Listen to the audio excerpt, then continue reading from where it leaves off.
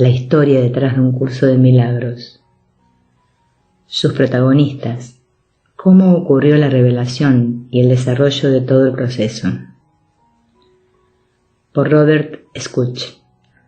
El viaje hacia Dios es meramente redespertar a la conciencia de lo que siempre has sido, del lugar donde siempre estás.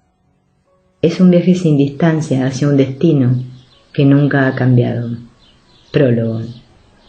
Hace un par de años comenté de forma espontánea a una persona que me estaba entrevistando que el conjunto de libros titulados Un curso de milagros constituyen el escrito más importante en lengua inglesa desde la traducción de la Biblia. Continué explicándole mis razonamientos diciendo que aunque el curso trata de las mismas verdades psicológicas y espirituales que el Nuevo Testamento, las presenta de una forma que hace que sean más difíciles de evadir, porque es más específico y menos dado a las interpretaciones diversas, y también porque los ejercicios psicoespirituales empleados son muy eficaces para ayudarnos a eludir nuestras defensas habituales contra el descubrimiento de nosotros mismos. No esperaba que aquella impulsiva afirmación apareciera impresa, pero así ocurrió. Y mirando ahora hacia atrás, puedo afirmar que aunque entonces fue espontánea, sigo manteniéndola. Mi propia introducción al curso sucedió tras un cuarto de siglo de búsqueda. Debido a que soy físico e ingeniero eléctrico de profesión, y a que siempre me ha impresionado el poder de la ciencia, dudaba de la mayoría de los sistemas religiosos que encontraba porque parecían necesitar una dosis de saludable escepticismo científico. En 1954, a la edad de 36 años, en medio de un curso de 2 semanas que estaba realizando, tuve una experiencia definitiva, dando comienzo a partir de entonces a una búsqueda que hasta la edad de 59 años me llevó a entrar en contacto con diversas vías, desde el Zen al sufismo, y desde el Vedanta hasta el cristianismo místico. Asimismo viví una serie de experiencias que me resultaron totalmente asombrosas, ya que mi marco conceptual no tenía con qué compararlas. Sentí que aquellas experiencias eran válidas y que las filosofías espirituales tenían el toque de la verdad. Y sin embargo faltaba algo. Además, era vagamente consciente de que si las experiencias fueran tan reales como yo sentía que eran, y las filosofías fueran verdaderas, hubieran afectado mi vida más de lo que lo hacían. En aquel momento había pasado de trabajar en el análisis de sistemas y la teoría estadística de las comunicaciones a encabezar un pequeño grupo de investigación dentro del Instituto de Investigación de Stanford, en el que nos dedicábamos a estudiar los cambios sociales y la planificación orientada al futuro.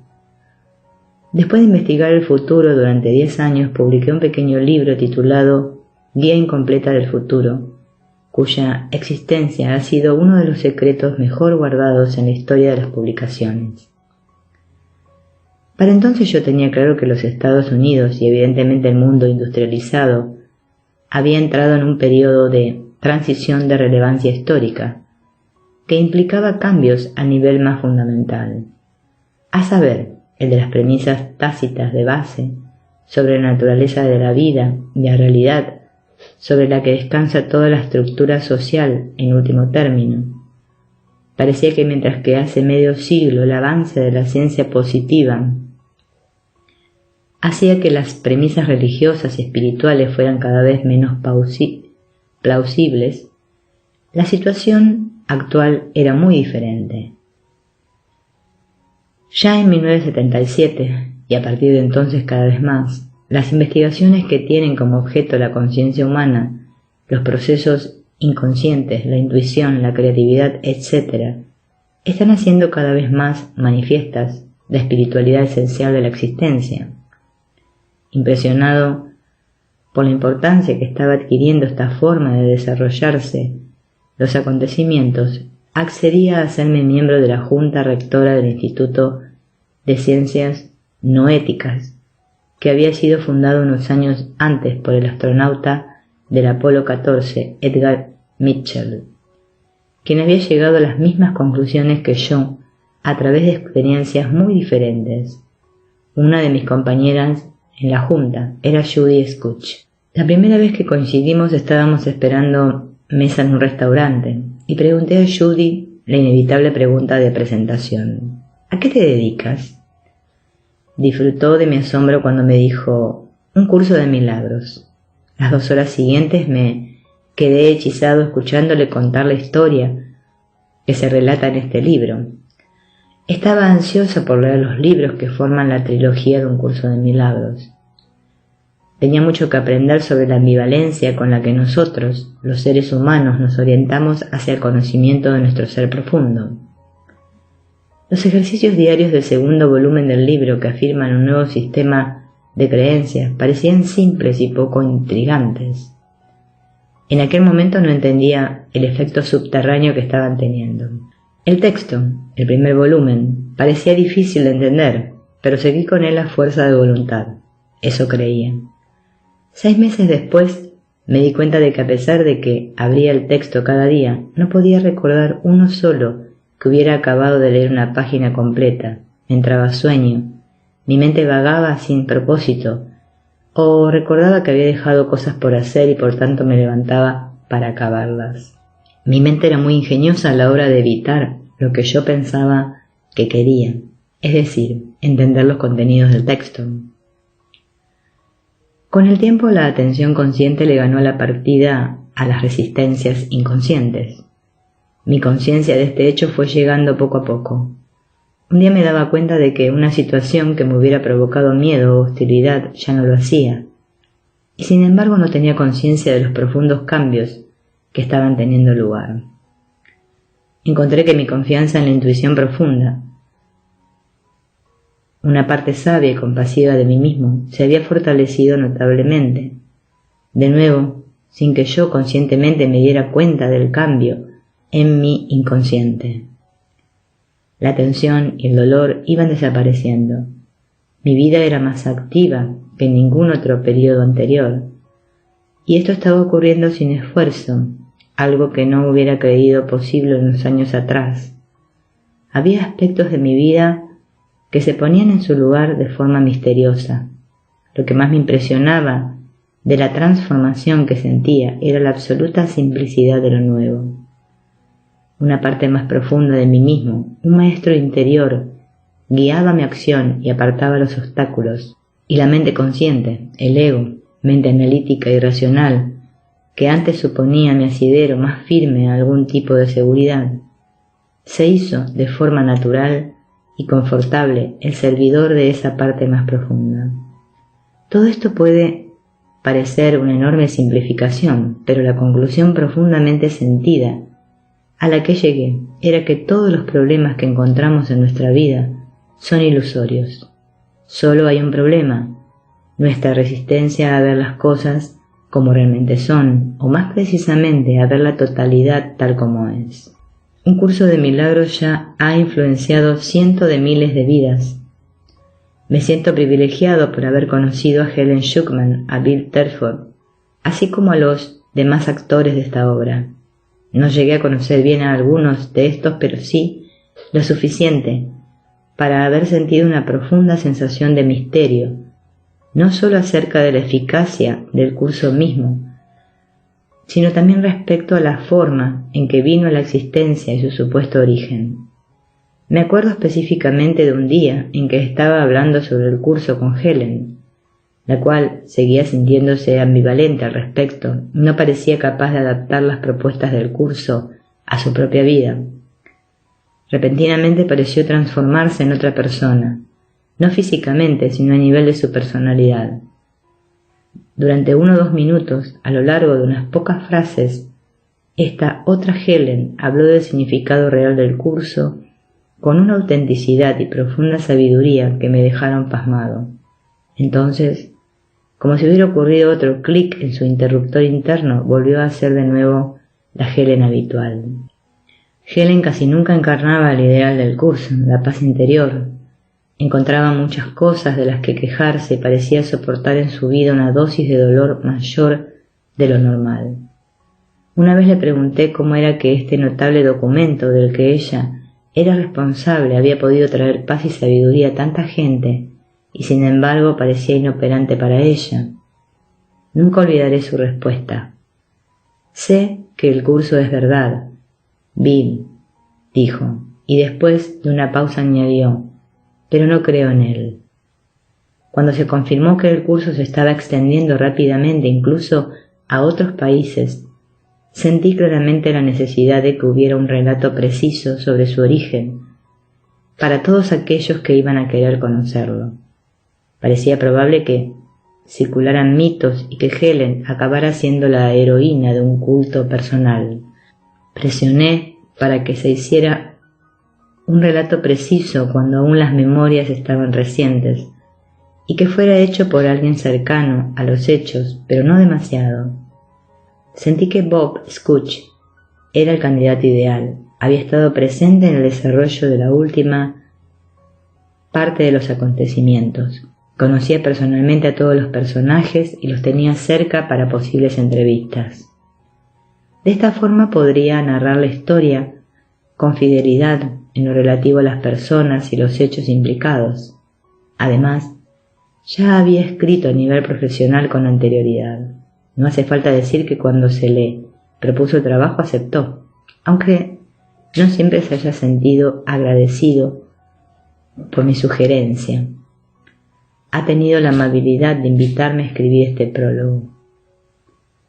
Agradezco este honor porque creo que algún día un curso de milagros será apreciado de forma mucho más general, al igual que la historia de su notable génesis.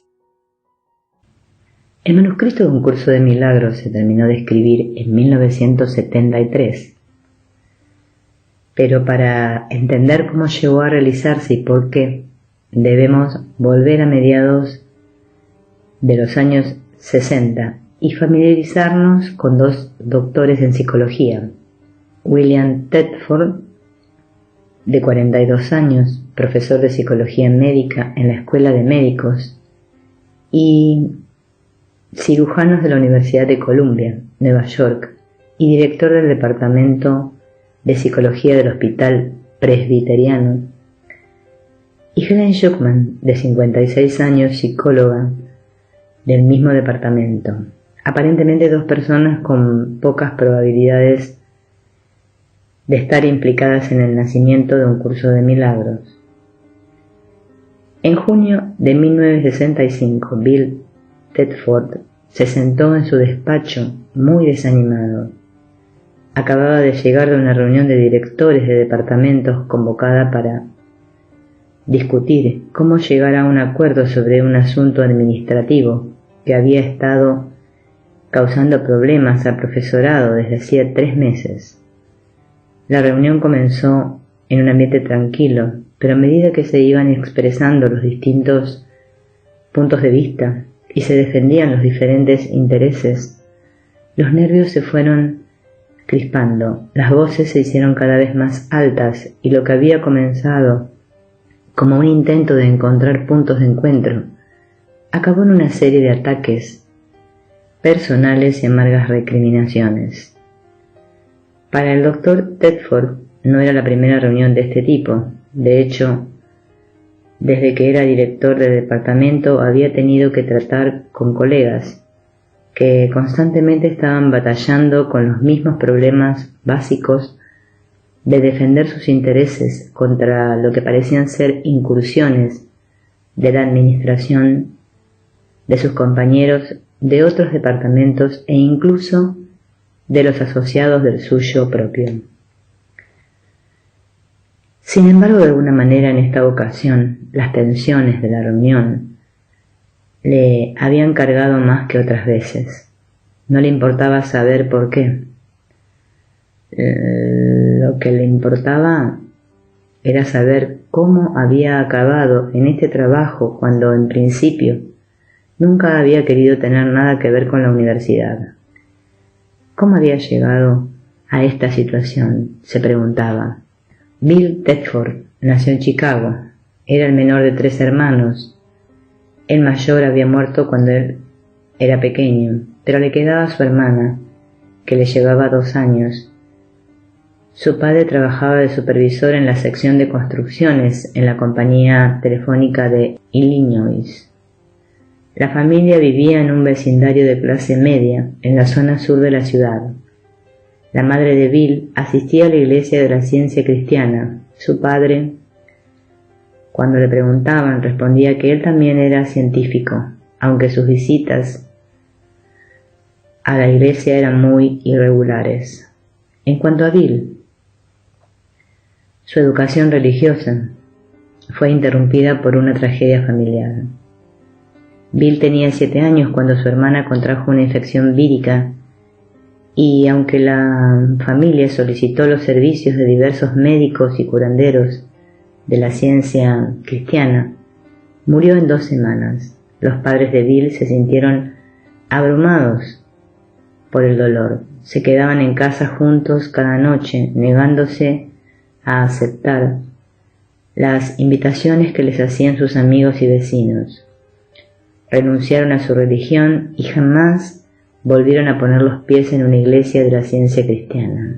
Aún se encontraban muy abatidos cuando Bill enfermó de una grave escarlatina, la cual le debilitó mucho y propició que acabase por contraer también fiebres reumáticas.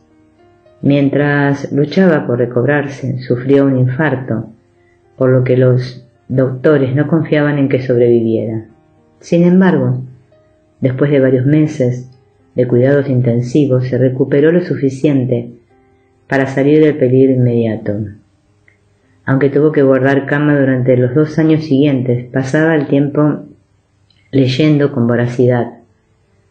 Leía de todo, desde Dickens hasta Dumas o Mark Twain, y entre libro y libro su madre le enseñaba aritmética. Bill estuvo ausente de la escuela durante 3 años, antes de sentirse lo bastante fuerte para volver. Al caer enfermo estaba en 2º grado, y cuando volvió le colocaron en la clase de 4º. 2 años más tarde acabó 8º y continuó en el instituto, donde se graduó con honores, siendo aceptada su solicitud de ingreso en la Universidad de DePaul, Indiana. En su 2º año universitario, tuvo que elegir una especialidad en la que graduarse, y eligió la de psicología, aunque sin saber muy bien por qué, pues ignoraba el trabajo que desarrollaban los psicólogos. No se quedó muy convencido de su elección. Al fin se matriculó también en el curso de estudios premédicos. Sí que conocía el cometido de los médicos, y en su 4º año solicitó la admisión en la Escuela Médica de la ciudad de Chicago, donde fue aceptado para comenzar el otoño siguiente. Al haber obtenido una prórroga del servicio militar debido a su enfermedad infantil, pudo graduarse en la Universidad de Po en febrero de 1944.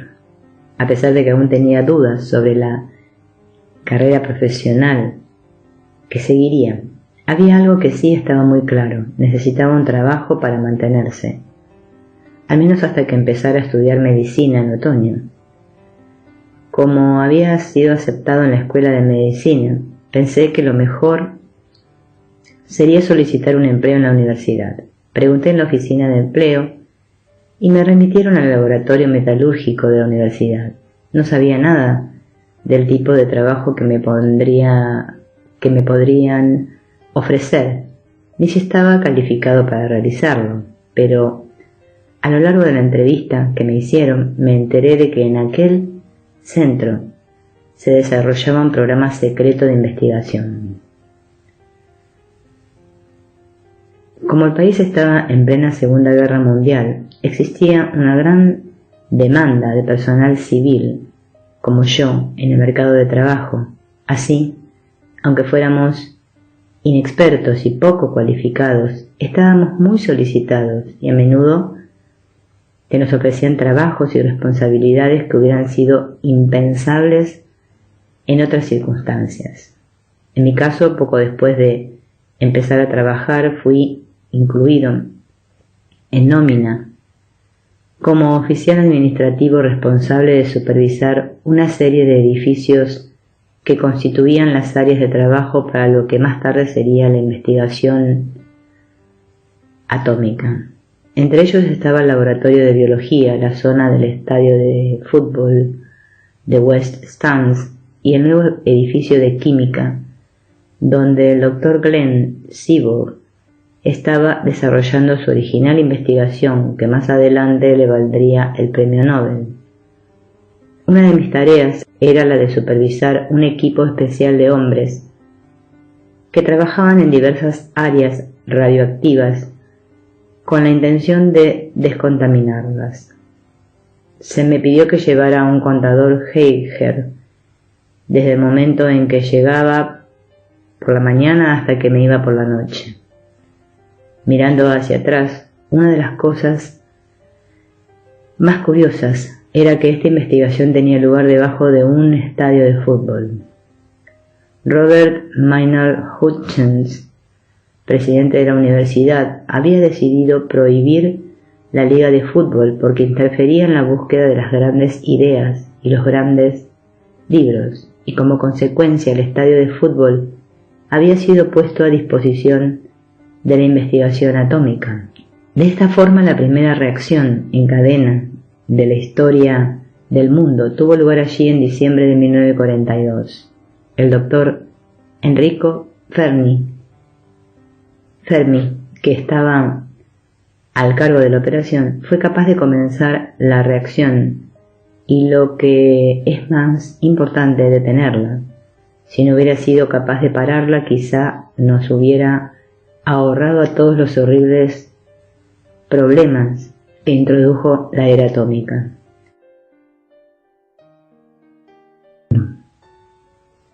Por aquel tiempo, el ambiente en nuestro departamento era de gran actividad.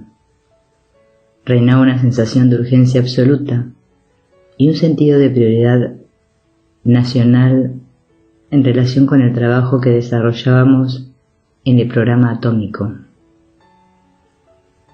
La comunidad científica creía que los nazis estaban muy avanzados en el desarrollo de la energía atómica, por lo que competíamos contra ellos en una carrera a vida o muerte. De hecho, la sensación general era que no desarrollar la energía atómica antes que ellos podría suponer el final de la civilización occidental tal como la conocíamos. A lo largo de ese tiempo aumentó mi ambigüedad respecto a mis estudios médicos y en otoño de 1944 decidí que el proyecto en que estaba participando era prioritario a la medicina. Informé por tanto a la escuela de médicos de que no me matricularía aquel otoño y continué mi puesto de trabajo dentro del programa de investigación atómica. En agosto de 1945 se lanzó sobre Hiroshima la primera bomba atómica. Creo que todos nos quedamos aterrados por la magnitud de la destrucción que produjo, y yo sentí con claridad que mi participación en el proyecto había llegado a su fin. No sentía ningún deber moral de continuar y renuncié aquel mismo mes. Pocas semanas después, el Dr. Carl Rogers llegó al campus universitario. Era incluso entonces uno de los nombres más eminentes en el campo de la psicología, y aunque no sabía nada de él, me matriculé en el primer curso de psicoterapia centrada en el cliente, por recomendación expresa de algunos compañeros.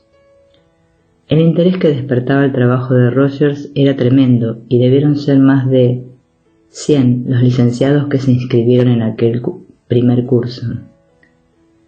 Por alguna razón desconocida para mí tanto entonces como ahora, Rogers decidió que yo era un estudiante aventajado y no solo me hizo instructor de su curso, sino que antes de acabar el semestre me propuso ser su ayudante en el centro terapéutico que acababa de crear. Aquello supuso para mí un gran honor y una oportunidad. Yo no entendía por qué me había elegido.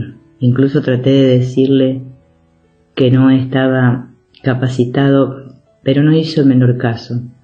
y con cierto asombro, en breve, me encontré investigando y practicando la terapia centrada en el cliente. Para mí, lo más irónico era que las premisas profesionales de Roger estaban basadas en su teoría de la visión incondicionalmente positiva o amor perfecto. El hecho de haber pasado de estar implicado en la aniquilación total a una práctica profesional basada en el amor perfecto me pareció por lo menos irónico. Mi tesis doctoral estaba relacionada con un primer intento de algo parecido a la biorretroalimentación. Me intrigaba la posibilidad de medir las reacciones del sistema nervioso autónomo antes y después de la terapia rogeriana. Supuse que si a la gente le servía la terapia, su recuperación ante un estímulo estresante inducido experimentalmente sería más rápida. Así que formé un grupo de control con personas que esperaban ser admitidas en el centro para recibir terapia y otro grupo con personas que estaban en tratamiento. De alguna manera las mediciones que realicé revelaron una diferencia significativa entre el grupo experimental y el grupo de control en cuanto a la rapidez de recuperación frente al estrés inducido. Rogers se sintió impresionado por mi trabajo y yo me quedé bastante sorprendido de haber obtenido algún resultado significativo. En marzo de 1944, para sorpresa mía, recibí el título de doctor en medicina. Sin embargo, sentía que aún me faltaban muchos conocimientos, no solo en el campo de la psicología, sino en general. Parecía faltarme algo, pero no sabía qué.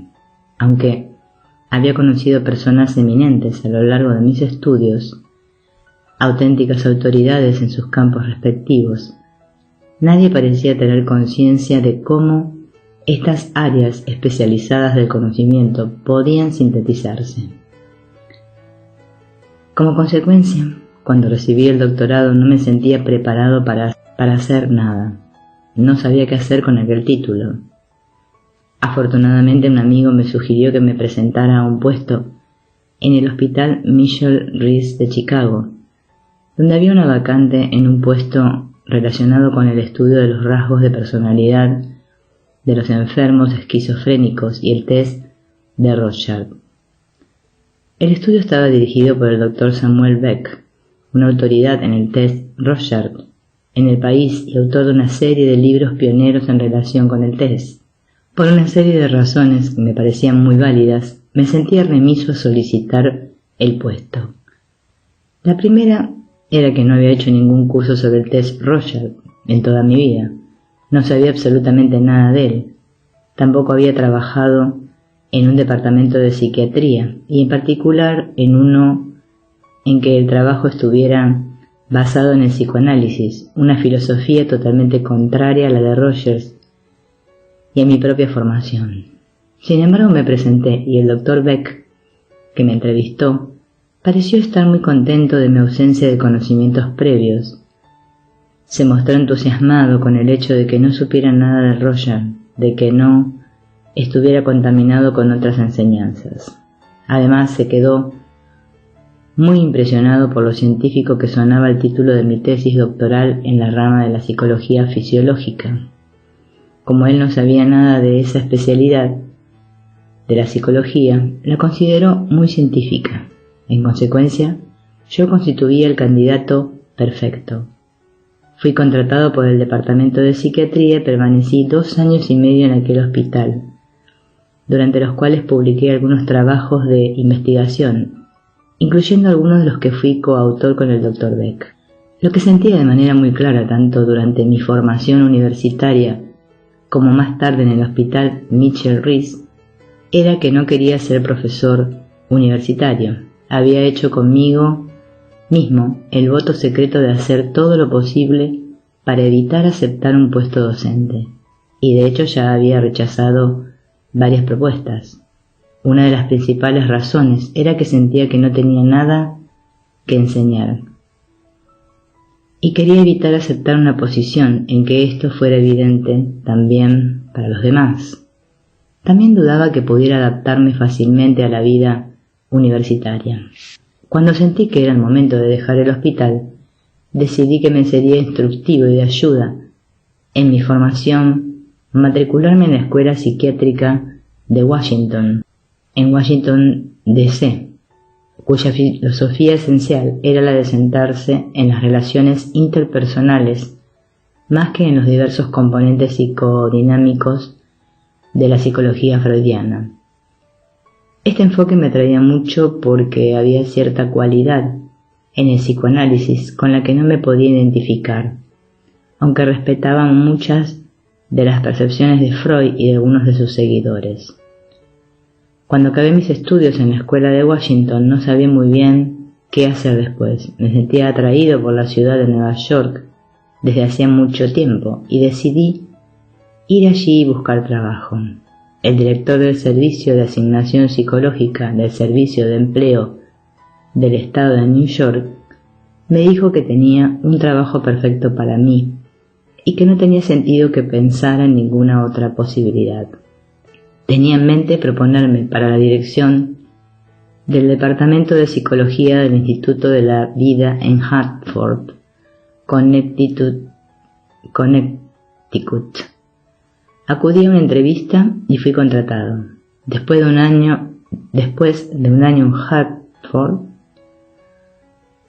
recibí una llamada del Dr. Harold Wolf, que era uno de los fundadores de la medicina psicosomática, una autoridad en el área de los desórdenes nerviosos, y también por aquel tiempo presidente del Departamento de Neurología de la Escuela Médica de la Universidad de Cornell, en la ciudad de New York. El Dr. Wolf me ofreció el puesto de psicólogo jefe en un programa de estudios sobre ecología humana que él dirigía. Mi rechazo a implicarme en un puesto universitario había disminuido algo para entonces, y decidí considerar la posibilidad de un puesto académico. Acabé aceptando la oferta del Dr. Wolf, y antes de que me diera cuenta ya era instructor, siendo promocionado un año más tarde al puesto de profesor ayudante. Un día de otoño de 1957, mientras asistía a una conferencia anual de psicología, un viejo amigo mío se acercó en un descanso y después de intercambiar saludos, me preguntó si me interesaría ir a la Escuela de Médicos y Cirujanos de la Universidad de Columbia como director de un programa educativo en psicología clínica. Me comentó que el comité encargado no había dado aún con la persona que pudiera enfrentar el enorme desafío que suponía el puesto. A pesar de haber evaluado muchos candidatos, todos habían sido vetados por uno u otro de los miembros del comité y el puesto seguía vacante. Añadió que como ninguno de los miembros del comité me conocía lo suficiente para llegar a resultarles desagradable, constituía el candidato ideal. Le contesté a mi amigo que no me interesaba irme de Cornwall, ya que estaba fascinado con el trabajo que hacía y el ambiente era agradable, pero él me apremió para que al menos hablara con el presidente del Departamento de Psiquiatría de Columbia. La oportunidad era demasiado importante para ignorarla. Hablé con el presidente y con otros miembros del comité y en el curso de estas conversaciones me pareció que me ofrecían una posición de gran responsabilidad. Al darme cuenta de ello les dije que no creía posible asumir las responsabilidades del puesto siendo solo profesor ayudante y que tendría que ser ascendido a la categoría de profesor adjunto. Al decirlo, estaba convencido de que, de acuerdo a la jerarquía médica, que es muy lenta, era muy improbable que alguien como yo, que había sido instructor hacía tan solo unos 2 años, subiera de escalafón tan rápidamente. Sin embargo, 2 meses más tarde recibí una carta del presidente del Departamento de Psiquiatría diciéndome que había podido conseguir que el decanato aprobara mi ascenso. Me sentí moralmente obligado a aceptar el puesto y fui a Columbia en febrero de 1958 como profesor adjunto de Psicología Médica en el Departamento de Psiquiatría de la Escuela de Médicos y Cirujanos. Bill Thetford esperaba el desafío que suponía su nuevo puesto con mucho entusiasmo. Sintió que podría introducir una serie de ideas innovadoras en el programa de educación predoctoral del que sería presidente, y asumió su tarea, lleno de expectativas sobre lo que podría lograr en los próximos meses y años. Sin embargo, pocos días después de comenzar su labor, Bill se dio cuenta de que su trabajo no sería tan fácil de poner en práctica como en un principio pensó.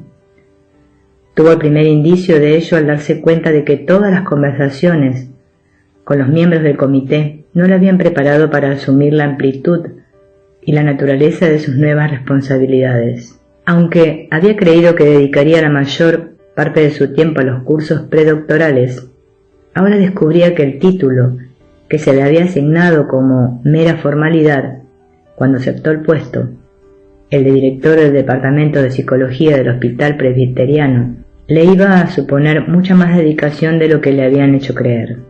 El Hospital Presbiteriano era una parte esencial del centro médico, y Bill pronto se dio cuenta de que con el título venían un montón de problemas que no habían sido tratados durante años. Mientras intentaba hacer su asignación de prioridades, Bill fue avisado por el decano de que la universidad había aceptado una gran suma de dinero del Instituto Nacional de Enfermedades Neurológicas para realizar un curso de estudio cooperativo sobre las carencias sensoriales en recién nacidos y niños pequeños.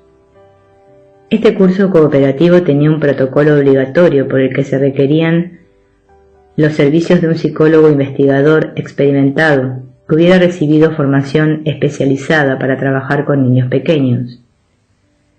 Bill era responsable de encontrar a la persona adecuada para este puesto, y además debía hacerlo con rapidez, pues el decanato había dejado muy claro en el proyecto de comenzarlo de forma inmediata. Al no tener experiencia en esta área, Bill visitó a un colega de un hospital cercano, que era una autoridad en esta materia.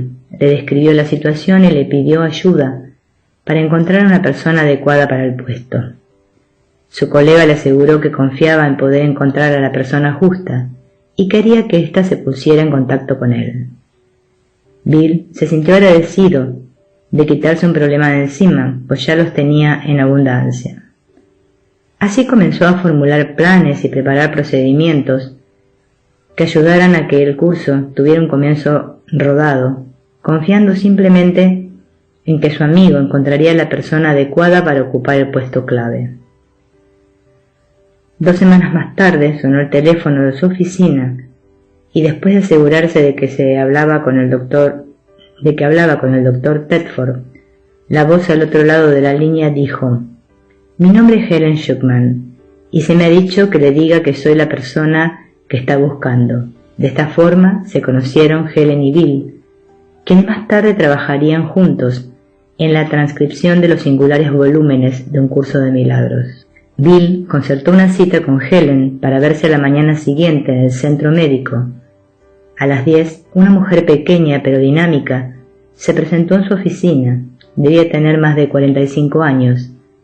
Helen, que apenas medía 1,5 metros, iba elegantemente vestida, con una falda y una blusa bastante conservadoras, y su pelo corto, rizado y rubio estaba cuidadosamente arreglado. Sus rasgos eran más bien afilados, tenía una nariz pequeña y recta, y en general mostraba una actitud de no andarse por las ramas que Bill inmediatamente valoró de forma muy positiva y pensó que le sería de gran ayuda en caso de que ocupara el puesto que él intentaba cubrir.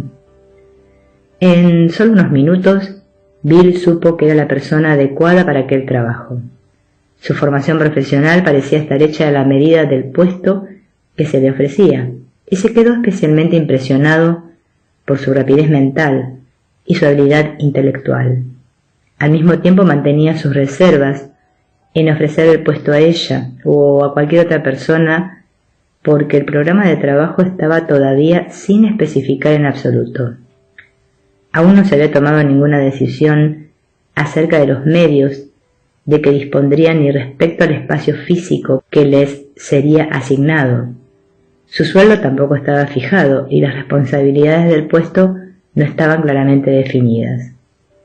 Todo ello hacía que Bill no pudiera ser muy concreto al discutir el programa con Helen, pero a pesar de todo y al hecho de que Bill no se lo presentara con mucha convicción, Helen aceptó el puesto y se dispuso para comenzar al lunes siguiente. Capítulo 2.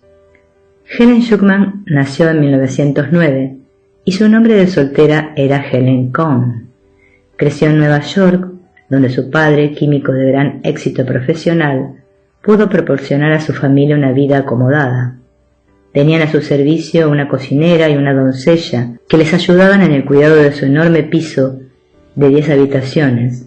Contrataron asimismo a una institutriz que se ocupó de Helen hasta que tuvo 6 años de edad. La institutriz y Helen ocupaban un extremo del piso donde compartían habitación, salón y aseo.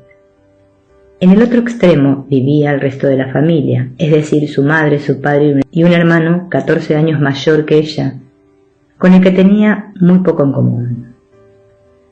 Con el resto de la familia parecía ser su vida. Helen pasaba casi todo el tiempo antes de ir al colegio, así como su tiempo libre. Una vez empezó a asistir a clase con su institutriz, una mujer inglesa de mediana edad, a quien conocía simplemente como la señora Richardson. Aunque la relación entre ellas era amistosa, no tenía nada de íntima. Lo que más le gustaba a Helen de la señorita Richardson era su acento inglés. Por la noche, la institutriz acababa oficialmente de trabajar una vez que acostaba a Helen, y era libre de salir si lo deseaba, aunque la mayoría de las veces se quedaba en la sala hasta la hora de acostarse. Cuando la señorita Richardson salía, Helen se quedaba despierta hasta que hubiera vuelto, no solo para asegurarse de no estar sola, sino también porque le fascinaba el ritual que realizaba cada noche. Antes de acostarse, la señorita Richardson se arrodillaba y susurraba algo para sí misma durante un rato. Desde mi primer recuerdo siempre hacía lo mismo. Siempre quise preguntarle qué hacía, pero tardé muchos años en reunir el valor suficiente. La señorita Richardson me explicó que era católica y que cada noche, antes de acostarse, rezaba el rosario. Le pregunté qué era un rosario y me mostró el suyo. Estaba hecho de hermosas cuentas azules y me gustó. Pensé que estaría bien tener uno, incluso podría tener algo de mágico. Le pregunté a la señorita Richardson si podía tener uno, pero me respondió que era solo para católicos. Le sugerí que quizá mi madre me podía comprar uno, pero ella pensó que sería mejor dejar el tema a un lado. De hecho, me propuso que fuera nuestro secreto, y yo le prometí no decir nada al respecto. También teníamos otro secreto, relacionado con el lugar al que íbamos los domingos por la mañana. En vez de ir al parque como los demás días, nos íbamos al otro extremo de la ciudad, donde nadie pudiera vernos. Allí llegábamos a uno de los lugares más bellos que yo hubiera visto nunca. La señorita Richardson me dijo que era una iglesia católica, pero como yo no era católica no podía entrar. Tenía que prometerle que no me marcharía muy lejos y me quedaba en la entrada hasta que ella volvía a salir. Mientras esperaba podía ver las flores, las velas y las estatuas a través de las rendijas de las grandes puertas que se abrían hacia el interior de la iglesia. A veces escuchaba la música y la voz de un hombre diciendo cosas que no podía entender. Una vez me colé en una de las capillas laterales.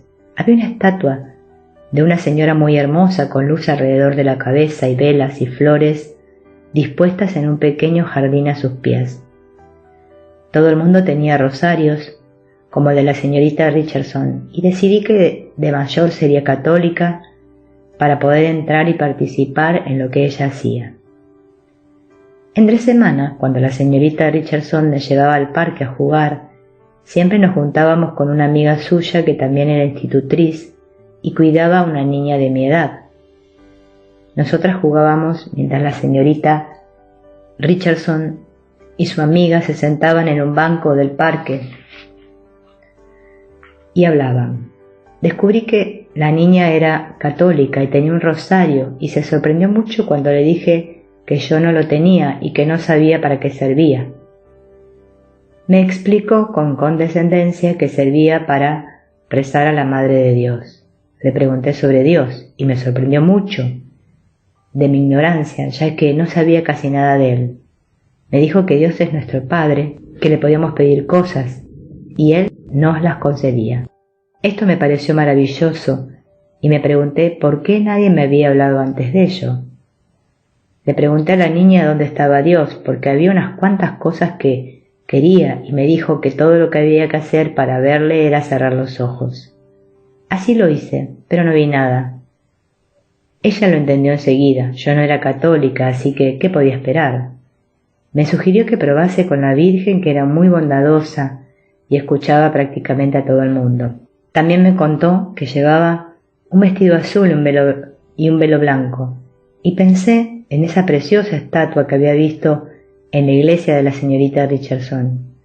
Cerré los ojos de nuevo y esta vez pude ver algo más. Creí ver el velo blanco. La niña me dijo que estaba muy bien para una principiante y que debía seguir intentándolo. Después de todo me dijo, a menos que lo hagas irás al infierno y te quemarás durante toda la eternidad. Estaba tan contenta por haber visto el velo blanco que no hice caso de su comentario hasta que me acosté aquella noche. Entonces comencé a gritar. La señorita Richardson me preguntó qué pasaba y le dije que tenía miedo del infierno, que me quemaría para siempre a menos que fuera católica y tuviera un rosario. La señorita Richardson estaba muy preocupada, pero no sabía qué decir. Me dijo por fin que era mejor que hablara de religión con mis padres, explicándome que la gente solía tener la misma religión que sus padres y que probablemente ellos podían contarme cosas, pero añadió que no debería tener miedo del infierno porque ella rezaría por mí. Se lo agradecí mucho prometiéndole que no lo olvidaría y decidí preguntar a mis padres acerca de la religión de inmediato. Me deslicé silenciosamente por el pasillo hasta el comedor, donde se encontraba mi padre solo leyendo el periódico. Le observé desde la puerta un buen rato antes de entrar. Él levantó la vista sorprendido. «¿Qué pasa?», preguntó. «¿No está la señora Richardson contigo?». Cuando le dije que sí, respondió. «Ah, bien, tu madre no está y creo que no volverá en un buen rato». Retomó el periódico y pareció pensar que la conversación había concluido. Yo me quedé por allí. No le conocía muy bien y dudaba de cómo empezar, pero sabía que tenía que averiguar cosas sobre mi religión. Por fin empecé. «Padre, ¿tú qué eres?», le pregunté. «Creo que no te entiendo», me contestó muy perplejo. «¿Te refieres a qué me dedico?». Pensé que quizá era eso. Mi padre me dijo que era químico y cuando le pedí que me lo explicara, no entendí lo que decía, pero supe que no era la respuesta que esperaba. Luego le pregunté si creía en Dios y si tenía una religión, y me dijo que no creía en Dios y no estaba particularmente interesado en la religión. Le pregunté si eso significaba que yo tampoco tenía religión, y contestó que la gente debe decidir eso por sí misma. Volví a preguntar cuál había sido la decisión de mi madre, y me contestó que no estaba seguro de cuál era su religión en aquel momento. Estaba muy claro que no estaba particularmente interesado en el tema. A pesar de todo me quedé por allí. Por fin, cuando se dio cuenta de que realmente quería algo, dejó el periódico, me pidió que me sentara y entonces tuvimos la única conversación real que hayamos tenido nunca. Comencé por decirle que quería ser católica a causa del infierno, y me respondió que él no creía en el infierno y que no debía preocuparme. Incluso afirmó que se puede ser religioso sin creer en el infierno, lo que supuso un gran alivio para mí. Dijo que él había sido judío de niño porque su padre era judío y aunque su madre no lo era, a ella no le había importado. Le pregunté esperanzada si eso hacía que yo también fuera judía, pero me contestó que debería pensármelo algo más de tiempo. Entonces le pregunté si conocía alguna plegaria judía, y después de pensar durante varios minutos me recitó una que había aprendido cuando era niño. Comenzaba así: «Señor Dios de Israel». Me pareció impresionante. Dijo algo más de la plegaria, pero eso fue todo lo que pude recordar. Le pedí que me contara algo más acerca de la religión de mi madre, pero me dijo que él no podía creer en lo que ella creía y que había dejado de intentarlo hacía mucho tiempo. Cuando le pregunté si ella decidiría hacerse judía también, mi padre soltó la mayor carcajada que yo le hubiera oído. Me dijo que eso no era probable y después volvió a su periódico. Yo volví a mi habitación y le dije a la señorita Richardson que había hablado con mi padre y había averiguado que era judía. Ella no dijo nada. Aquella noche, mientras rezaba su rosario, yo repetía Señor Dios de Israel, una y otra vez para mí misma. Estaba contenta de ser judía. Durante largo tiempo me había faltado algo y ahora que sabía que era judía estaba convencida de que todo iría bien. Sin embargo, no mencioné nada a mi madre sobre el tema de la religión. De alguna forma sentía que podía no gustarle. La señorita Richardson se fue un año después y mi madre decidió que ya no era necesario una institutriz. Yo ya había estado yendo a la escuela durante un año y mi madre me dijo que ella me llevaría por las mañanas y otra señora me recogería por la tarde para llevarme al parque, aunque no se quedaría a dormir conmigo. Por la noche me sentía sola, sin la señorita Richardson. Solía tumbarme a oscuras y repetía mi oración especial.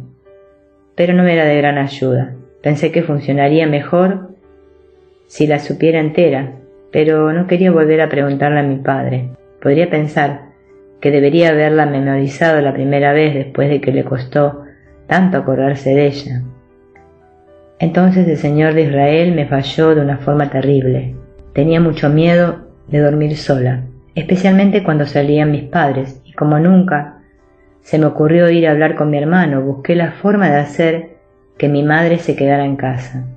Si me daba cuenta de que se estaba preparando para salir, comenzaba a sentir un terrible dolor de estómago. La primera vez que ocurrió era de verdad, y así descubrí que mi madre no salía cuando yo estaba enferma. Naturalmente empecé a tener muchos dolores de estómago. El único problema era que mi madre me llevó al médico para averiguar lo que me ocurría. Después de que el primer médico no encontrara nada, probó con otro y luego con otro. A mí no me importaba porque así conseguía pasar tiempo con ella. Pero un día, cuando me llevó a ver a otro médico por lo de mi estómago, me di cuenta de que llevaba una pequeña maleta. Cuando le pregunté para qué era, me dijo que me iba a llevar a un hospital donde un doctor me podía curar de mis dolores. Tuve el pensamiento de que las cosas no iban como yo quería, pero como no estaba muy segura me callé.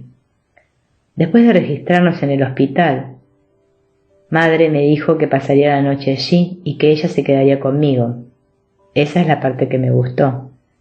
A la mañana siguiente, madre y el doctor comenzaron a explicarme lo que me iban a hacer y tuve un ataque de pánico.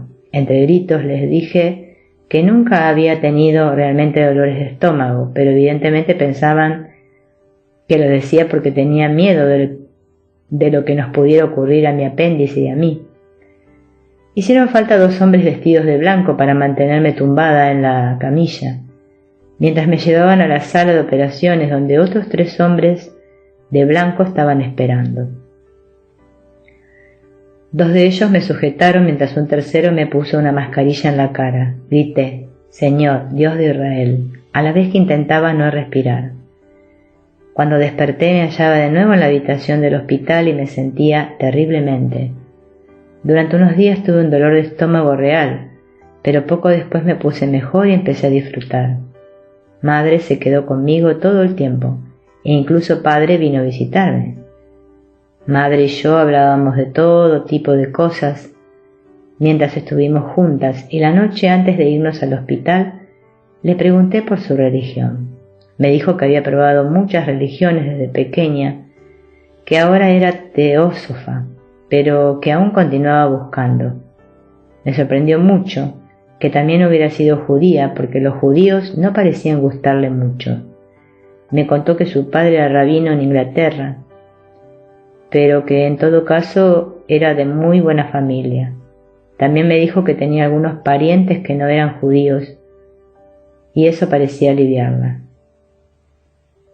Entretanto yo había decidido no seguir siendo judía después de lo ocurrido. Probablemente no había un Señor Dios de Israel después de todo, y esa era la razón por la que mi padre había dejado de creer en él. Nunca volví a creer en Dios, aunque lo intenté denodadamente durante largo tiempo.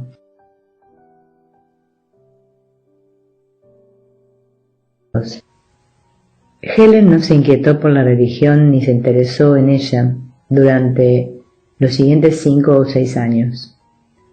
Lo que parecía intrigarle mucho más eran las imágenes mentales que visualizaba a menudo, unas veces con los ojos cerrados y otras con ojos abiertos.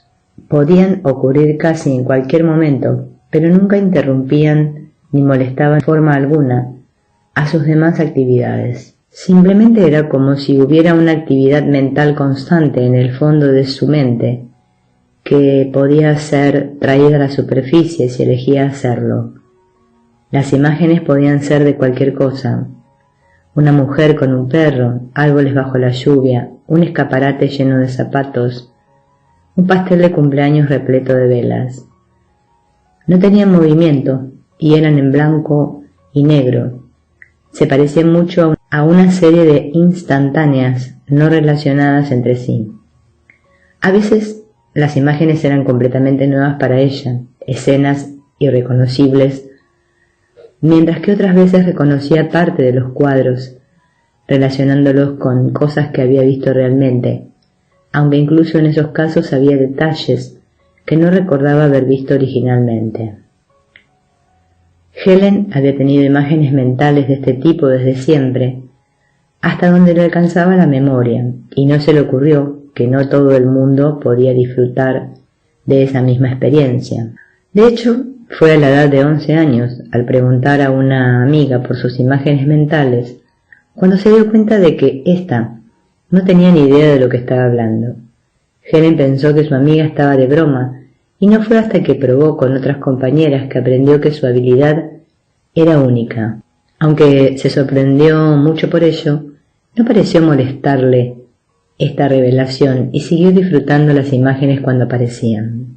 El interés que sentía por Dios se revivó a los 12 años. Sus padres planearon pasar el verano en Europa y decidieron llevarla con ellos. El viaje transcurrió sin incidentes para Helen hasta la última visita de sus vacaciones, Lourdes. La gruta le causó una profunda impresión, así como la estatua de la Virgen y los montones de muletas y aparatos dejados allí por quienes se habían curado milagrosamente. Desde nuestra habitación del hotel podía ver la estatua de la Virgen.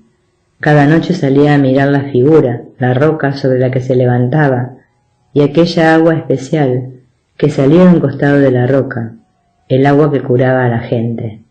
Pensaba en las sillas de ruedas y en las muletas, en los miles de personas que habían venido aquí y habían creído. ¿Podrían estar todos equivocados? Repentinamente me acordé de la señorita Richardson y de su rosario. Seguramente este era el mejor lugar del mundo para comprar un rosario y probarlo. Cuando volví al hotel aquella noche encontré a mi padre solo en su habitación, leyendo un libro. Me quedé junto a él unos momentos y como seguía leyendo, le dije que quería comprar un rosario. Se metió la mano en el bolsillo y me dio algo de dinero sin levantar siquiera la vista del libro. Pensé en preguntarle si le importaba, pero simplemente le di las gracias y salí de la habitación. Al día siguiente por la mañana pedí a mi madre que viniera conmigo para comprar el rosario. Compré también una medallita de la Virgen y llevamos ambas cosas a que fueran bendecidas por un sacerdote. Nos quedamos en la gruta para asistir a misa y a la preciosa ceremonia religiosa posterior. Era sábado y había incluso más flores y procesiones con música que un día normal. La gente rezaba por todas partes. Todo era muy hermoso. Pregunté a mi madre si había sido católica y me dijo que no, pero sentí que había comenzado a pensárselo. Aquella noche en mi habitación me quedé despierta con el rosario en la mano y la medalla alrededor del cuello y pensé en Dios, en la señorita Richardson y en la Virgen. De pronto tuve una idea. Este era un lugar con mucho poder y quizá si pedía un milagro para mí misma lo conseguiría. Entonces creería en Dios y me haría católica. Salí al balcón y miré a la roca. Por favor, Dios, dije en voz alta, no soy católica, pero si todo esto es verdad, ¿me enviarás un milagro para que pueda creer en ti? Ya había decidido en qué consistiría el milagro. Cerraría los ojos y diría 3 Ave Marías. Si al abrirlos encontraba una estrella fugaz en el cielo, ese sería mi milagro. No esperaba realmente encontrarla, pero cerré los ojos y recé las 3 Ave Marías de todos modos. Cuando los abrí, el cielo estaba lleno de estrellas fugaces. Las miré en silencio, asombrada, y entonces susurré: es un milagro. Dios me lo ha enviado realmente. Mira, mira, es un milagro. Me quedé muy quieta hasta que las estrellas desaparecieron y el cielo se oscureció de nuevo. Y entonces me acordé. Nuestro guía nos había dicho que en este momento del año había lluvias de meteoritos en esta parte del mundo y que aparecerían con mucha frecuencia. En realidad no era milagro en absoluto. Nunca antes había visto una lluvia de meteoritos y por eso no la había reconocido. Entonces tuve otro pensamiento. ¿No es un milagro que pensase en pedir ver un meteorito justo cuando iba a haber una lluvia de ellos? Después de todo no podía saber que la lluvia iba a ocurrir en aquel preciso momento. Quizá era un auténtico milagro después de todo. Pero ya no pude convencerme de ello realmente. Me sentía muy suspicaz con todo aquel tema, incluso me enfadé un poco. Quizá, pensé para mí misma, el agua y las curaciones y las muletas sean todos como la lluvia de meteoritos. La gente solo cree que son milagros, todo podría suceder simplemente así. Estaba a punto de dejar el tema zanjado en mi mente de esta forma cuando tuve otro pensamiento que me hizo sentirme muy incómoda. Dije a Dios que si veía un meteorito, cuando abriera los ojos sería un milagro. Si había un Dios, podría no gustarle mi forma de considerar su milagro. Si Él se había molestado en enviarme un milagro especial para mí, podría no gustarle mi escepticismo. Y si había un Dios, también habría un infierno para la gente que no le reconocía y apreciaba. Por fin, fui resolviendo aquella situación con diferentes argumentos, aunque me quedé un poco incómoda al respecto. Me persuadí de que si Dios se hubiera molestado en enviarme un milagro, tendría el suficiente sentido para hacerme creer en él. Como no creía realmente en este, no podía haber sido un milagro genuino. Decidí que de todos modos no tenía que tomar una decisión definitiva en aquel mismo momento y que volvería sobre ello más adelante, cuando no estuviera tan cansada. Un año después de volver de su viaje de Europa, el hermano de Helen se casó y la familia se trasladó a un piso más pequeño. Idabel, la sirvienta que había estado con la familia desde el nacimiento de Helen, siguió con ellos. Helen y ella eran buenas amigas desde hacía años, pero la nueva situación les ayudó a intimar más y pasaban mucho tiempo hablando de cosas. Una de las cosas de las que hablaban era de religión. Idabel era baptista y dijo a Helen que aunque su iglesia creyera oficialmente en el infierno, ella sentía que Dios era muy bondadoso y preparaba las cosas para que al final todo saliera bien. Esto dio confianza a Helen, que empezó a leer la Biblia cada noche con Idabel. Un domingo, Idabel preguntó a Helen si quería acompañarla a su iglesia, que estaba en las afueras, bastante lejos de donde vivían. A Helen le entusiasmó la idea y cuando llegaron estaba ansiosa porque empezaría la ceremonia religiosa. La gente de la iglesia de Idabel no solo tenía un color de piel diferente del de Helen, sino que también cantaban canciones muy diferentes de cualquier otra que ella hubiera escuchado antes. Las cantaban una y otra vez, empezando suave y poco a poco iban subiendo de tono. Cuando la gente comenzó a dar palmadas y a seguir el ritmo con los pies, Helen se dio cuenta de lo bien que se sentían. Pero lo que más le impresionó fue la deducción de que por la forma en que cantaban y se movían, obviamente tenían una relación muy amistosa con Dios. Siempre me dirigía a Dios formalmente, con mucho respeto, y no sabía cómo abordar este nuevo tipo de relación con Él. Pero a medida que las canciones se hacían más emocionales, me encontré dando palmadas y cantando con todos los demás. El pastor, en su sermón, habló de Dios, del cielo y de la salvación, y repetía una y otra vez que todo lo que necesitamos es fe. Después del sermón volvimos a cantar, y a la hora de irnos el pastor nos esperaba afuera para darnos la mano.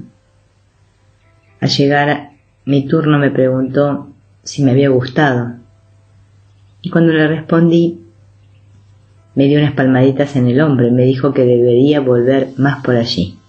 Como había recibido una invitación especial del pastor mismo, comencé a ir a la iglesia con Idabel tan a menudo como podía.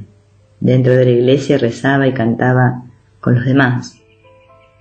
Pero fuera, cuando intentaba hablar con Dios, nunca estaba segura de que hubiera alguien allí para escucharme. Me faltaba algo y por fin un día descubrí lo que era. Idabel me llevó un domingo a un bautizo.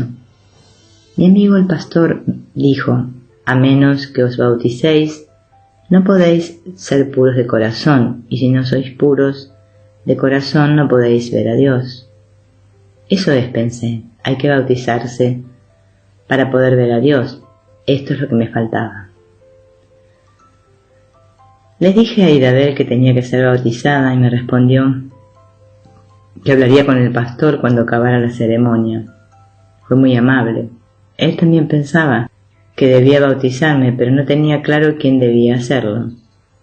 Al preguntarle por qué, me dijo que cuando un pastor te bautiza, espera que te unas a su congregación, y él había pensado que sería mejor para mí bautizarme en otra iglesia más cercana de mi casa. No me había dado cuenta de que afiliarse a una iglesia era parte del bautizo, y cuando llegué a casa me lo estuve pensando mucho. Sentí que uno debe, al menos, creer en Dios antes de dar un gran paso como este de afiliarse a una iglesia. Cuando le conté esto a Idabel, me dijo que ella conocía a un pastor que me bautizaría sin necesidad de hacerme miembro de su iglesia.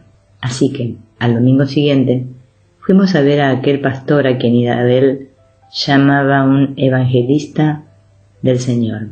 Me dijo que desde luego me bautizaría, pero que debería preguntar antes a mis padres, sobre todo a mi padre, que al ser judío podría no gustarle mucho. No esperaba ninguna oposición de mi madre y efectivamente le gustó mucho la idea, prometiéndome el misal que había estado pidiendo como regalo especial para la ocasión. Me preocupaba más mi padre, siempre era difícil averiguar lo que sentía respecto a las cosas. Al verlo en su sillón leyendo el periódico después de la cena, me deslicé en la habitación e intenté encontrar una buena forma de empezar. No se me ocurría nada, así que simplemente dije: padre, he decidido bautizarme. Mi padre giró la cabeza y me dijo sin bajar el periódico: si eso es lo que quieres hacer, hazlo, me dijo dándolo por hecho. ¿Pero no te importa?, pregunté. ¿A mí? ¿Por qué habría de importarme?, respondió. Aún no estaba satisfecha. ¿Estás seguro? Mi padre me confirmó que estaba muy seguro de que no le importaba. Supongo que me debería haber sentido contenta. Había conseguido lo que quería, pero no podía entender por qué me sentía tan desgraciada. Padre obviamente no tenía nada que añadir y me fui enseguida porque no quería que se diera cuenta de mis lágrimas. Al día siguiente volví y le dije al pastor que mis padres no se oponían a que me bautizara y propuse incluirme en la ceremonia bautismal programada para el domingo siguiente.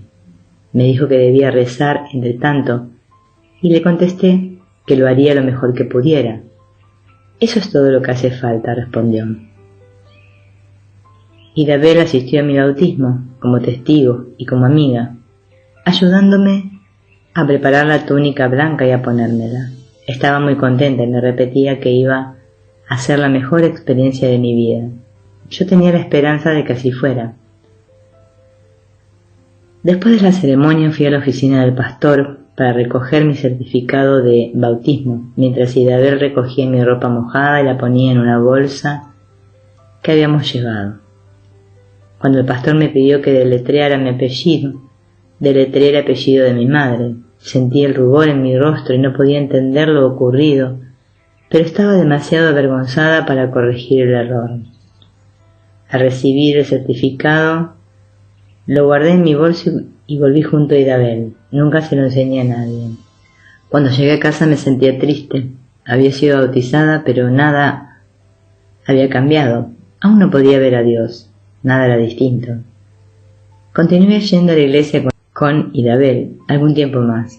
Por si acaso, mi bautismo no había tenido tiempo de surtir efecto.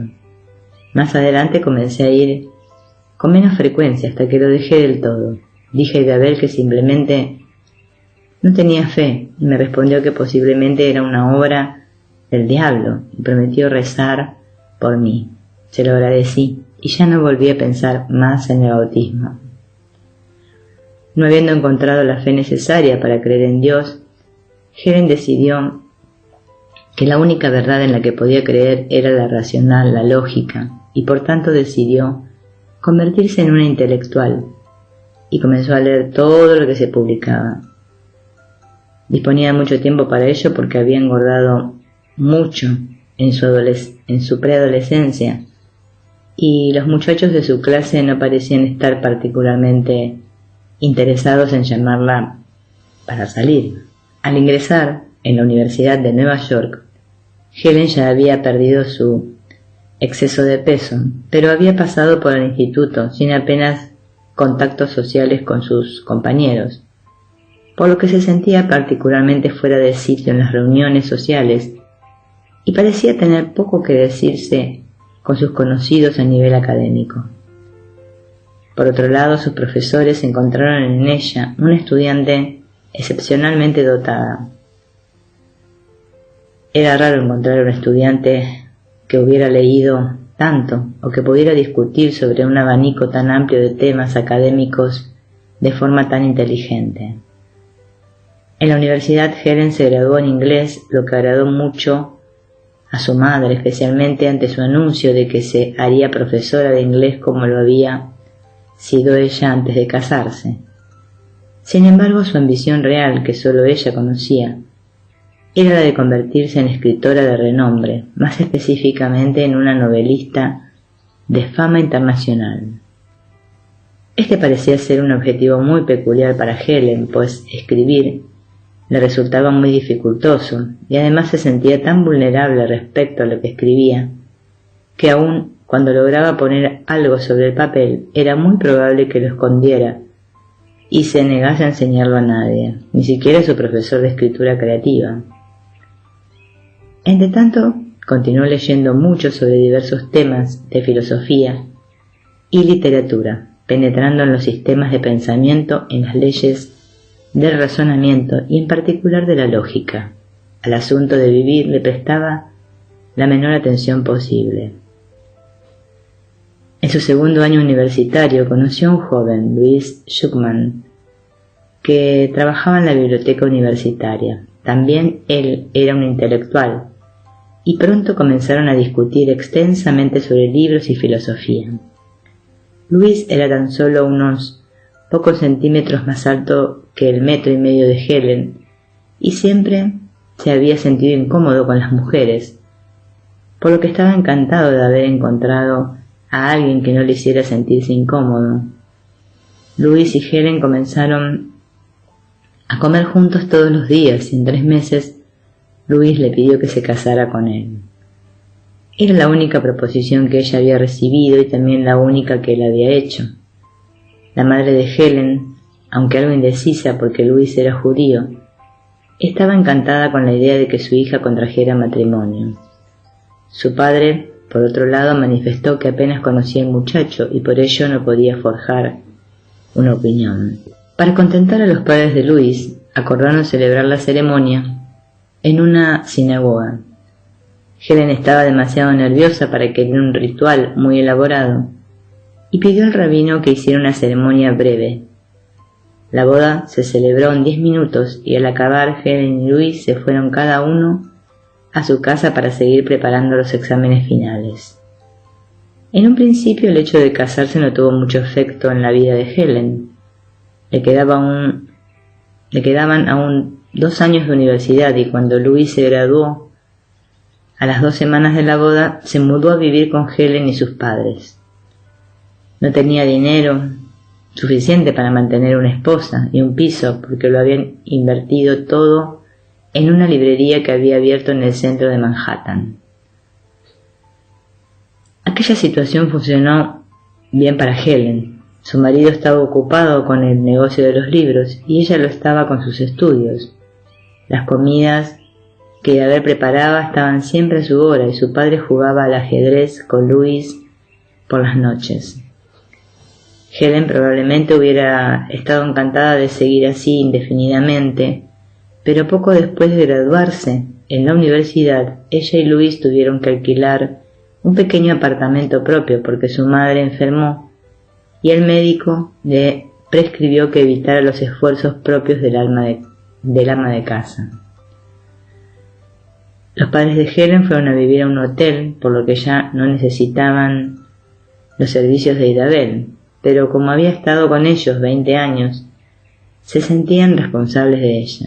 Decidieron seguir contratándola para que cuidara del apartamento de Helen, y ésta, que literalmente no sabía ni freír un huevo, estaba encantada de la generosidad de sus padres. Después de la graduación, Helen intentó trabajar en la librería, pero al cabo de solo una semana se hizo evidente que el trabajo de librería era para ella particularmente desagradable, carente de alicientes y agotador. Sin embargo, siguió yendo a la librería casi durante un año, hasta que se vio aquejada por una grave enfermedad y el médico le dijo que debía ser operada. Se asustó tanto que comenzó a sufrir pesadillas en las que se veía sujetada por la fuerza a una mesa mientras le ponían una mascarilla en la cara. Estuvo resistiéndose la operación hasta que se sintió tan enferma que no pudo posponerlo más. Volvió entonces a hablar con el médico, que le aseguró que era una operación sencilla y que en una semana había llegado al punto de estar tan enferma que no podía ponerse más excusas e hizo los preparativos para ingresar en el hospital al día siguiente. Después de la graduación, Helen intentó trabajar en la librería, pero al cabo de solo una semana se hizo evidente que el trabajo de librería era para ella particularmente desagradable, carente de alicientes y agotador. Sin embargo, siguió yendo a la librería durante casi un año hasta que se vio aquejada por una grave enfermedad y el médico le dijo que debía ser operada. Se asustó tanto que comenzó a sufrir pesadillas en las que se veía sujetada por la fuerza a una mesa mientras le ponían una mascarilla en la cara. Estuvo resistiéndose a la operación hasta que se sintió tan enferma que no pudo posponerlo más. Volvió entonces a hablar con el médico, que le aseguró que era una operación sencilla y que en una semana estaría plenamente recuperada. Había llegado al punto de estar tan enferma que no podía ponerse más excusas e hizo los preparativos para ingresar en el hospital al día siguiente. Aquella noche me senté sola e intenté organizarme. Sería mucho más fácil, pensé, si creyera que Dios me iba a cuidar. Había una, que yo creyera en Él no hacía más probable que existiera o dejara de hacerla. En cualquier caso, no me acusaría ningún daño al tratar de llegar a un acuerdo razonable. Ponía la operación en manos de Dios por si acaso existía, y si todo salía bien, podría incluso volver a creer en Él. No tenía nada que perder. Recé el Padre Nuestro, puse mi operación en manos de Dios y fui al hospital al día siguiente con la medalla de la Virgen colgada alrededor del cuello. Todo salió mal. Estuve mucho tiempo inconsciente y no pude abandonar el hospital hasta varios meses después.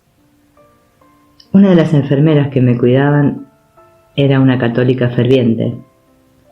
Al ver mi medalla pensó que yo también lo era. Me comentó que había rezado cada día por mí y que había ofrecido una misa en acción de gracias cuando recuperé la conciencia.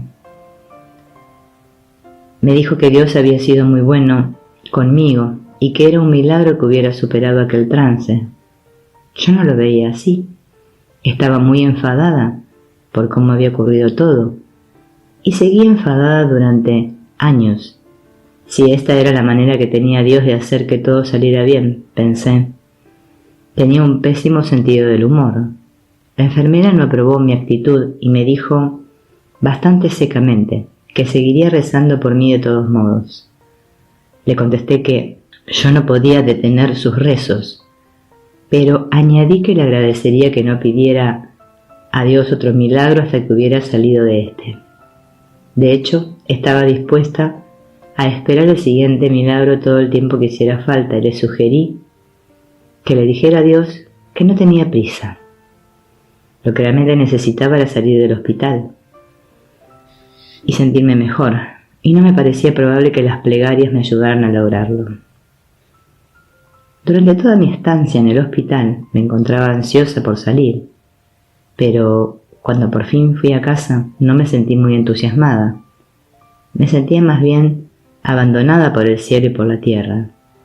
Seguí sintiéndome enferma y finalmente me vi forzada a reconocer que estaba mejor físicamente y declaré una moratoria sobre mi invalidez, una decisión que el médico pensaba que debía haber tomado hace mucho tiempo. Sin embargo, esta decisión me ponía en una posición difícil. La enfermedad había supuesto unas vacaciones de mis problemas, pero estos seguían allí y sentirme enfadada no me ayudaba a resolverlos. Por fin se me ocurrió la posibilidad de que hubiera estado mirando las cosas desde un ángulo equivocado.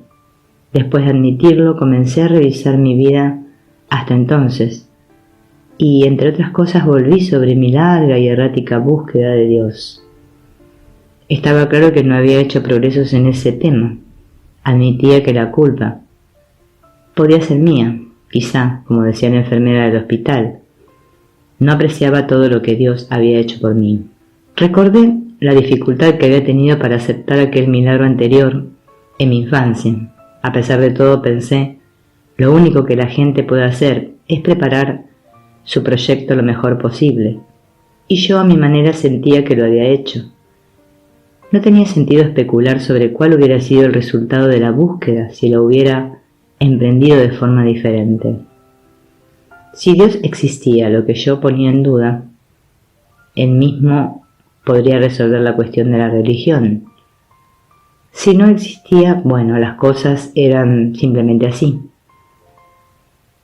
Para mí había acabado la búsqueda. Me di cuenta de que además de la cuestión de Dios, había otros asuntos que había pospuesto tomar en consideración.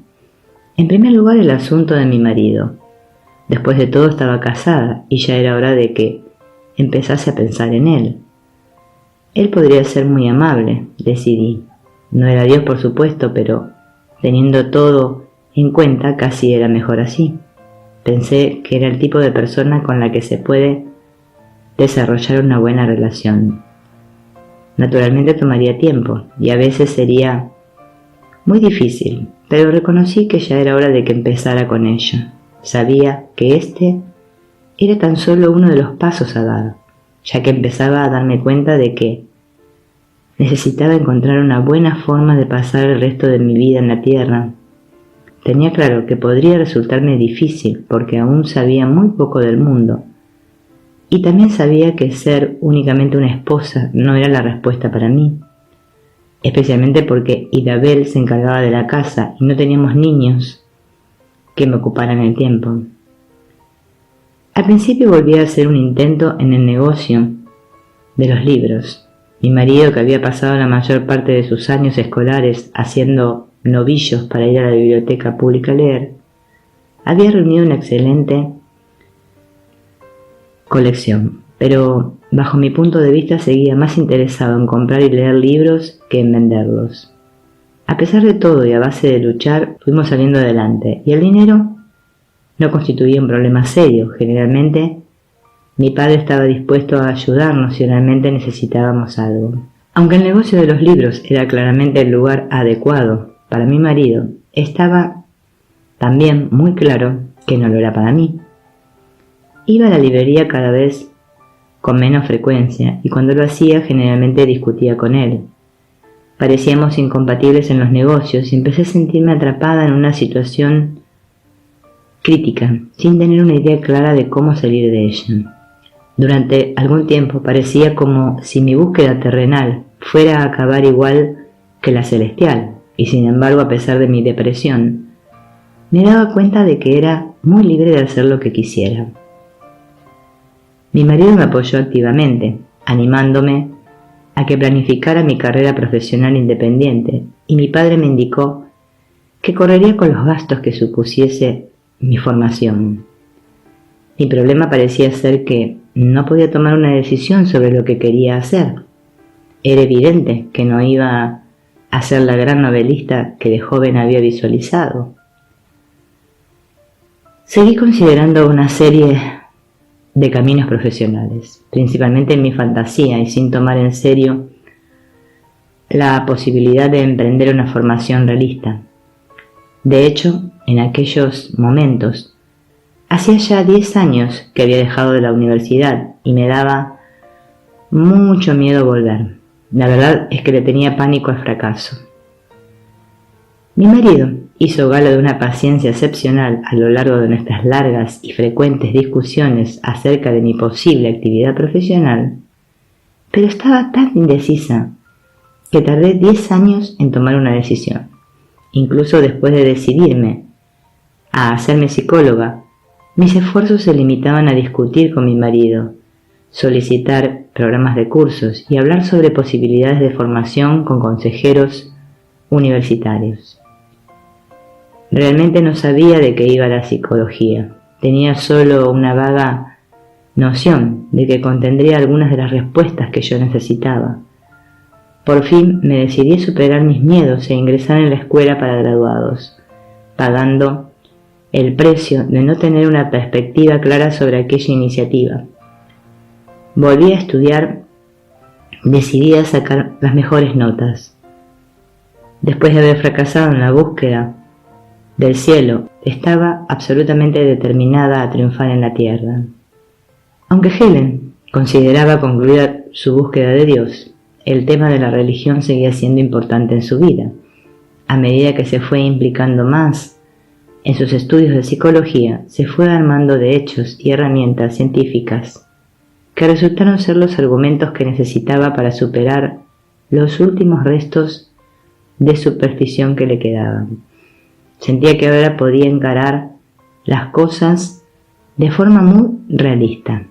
Estos mismos hechos fueron la base sobre la que fue cambiando lenta y progresivamente su sistema de creencias, pasando de un agnosticismo desimplicado a un ateísmo iracundo. De hecho, incluso antes de obtener el doctorado, estaba no solo preparada, sino ansiosa de pelearse con cualquiera que tuviera pensamientos que estuvieran, aunque solo fuera, remotamente teñidos de ideas religiosas. A pesar de, o quizás debido a su actitud, comenzaron a ocurrirle una serie de sucesos sorprendentes. El primero de ellos ocurrió una fría tarde de invierno, cuando Luis y ella iban en metro a visitar a unos amigos. Helen detestaba el metro, y el hecho de tener que esperar al tren durante un cuarto de hora en medio del intenso frío no le hacía sentirse muy animada. Cuando por fin llegó, estaba abarrotado de gente y no había sitio donde sentarse. Una vez que consiguieron asiento, se sintió particularmente enfadada y victimizada porque Luis se sumergió en su periódico, olvidándose por completo de su sufrimiento. Cuando miró alrededor, todo lo que veía era gente sucia y andrajosa. Al otro lado del pasillo Un niño con una barra de caramelo en la mano pringaba la cara de su madre, dejándole la mejilla manchada de chocolate. Otro niño, unos lugares más adelante, recogía un chicle del suelo y se lo metía en la boca, mientras que al final del vagón un grupo de ancianos medio borrachos discutían en voz alta. Helen cerró los ojos asqueada y sintiendo dolor de estómago. Entonces ocurrió algo sorprendente. Una luz cegadora pareció encenderse detrás de sus ojos y llenar completamente su mente. Sin abrir los ojos le pareció ver una figura, que supo que era ella misma, entrar en la luz. La figura parecía saber con exactitud lo que hacía. Se paró y se arrodilló tocando el suelo con los codos, las muñecas y la frente, en lo que parecía ser una expresión oriental de profunda adoración.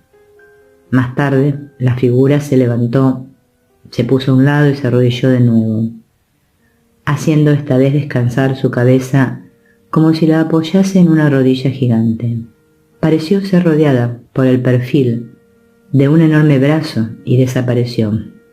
La luz se hizo aún más brillante y Helen sintió que el amor más intenso fluía a través de ella. Era un sentimiento tan poderoso que se quedó boquiabierta y abrió los ojos. Vio la luz tan solo un segundo más, en el que sintió aquella misma intensidad de amor por todos los pasajeros. Después la luz desapareció y Helen volvió a la vieja realidad, fea y sucia. El contraste le conmovió y tardó varios minutos en recuperar la compostura. Después cogió dubitativamente la mano de Luis. «No sé cómo explicarlo», dijo con voz temblorosa. «Es muy difícil de describir. Pero bueno». Dudó un momento sin saber qué decir. «Bien, he visto una gran luz y muchas olas de amor que salían de ella.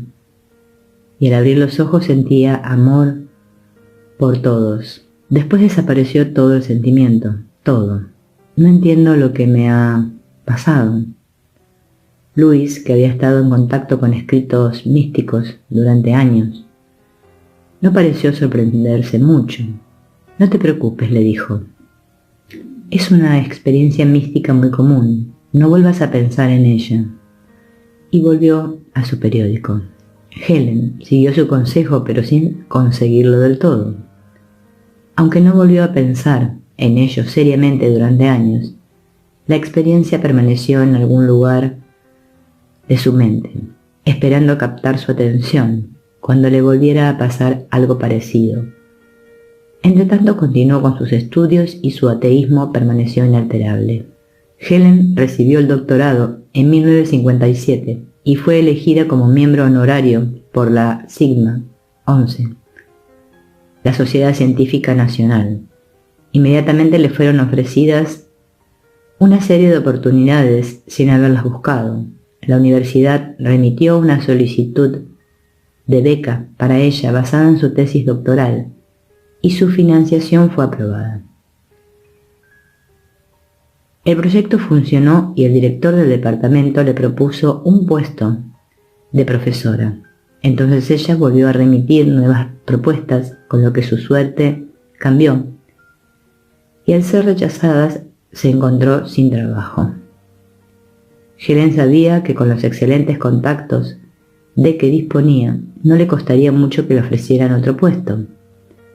Sin embargo, estuvo varias semanas sin hacer nada, recriminándose amargamente su mala suerte y sintiéndose cada vez más miserable entre tanto.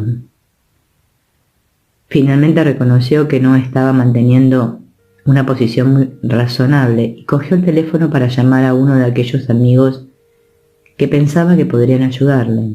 Este inmediatamente le proporcionó una lista de posibilidades prometedoras.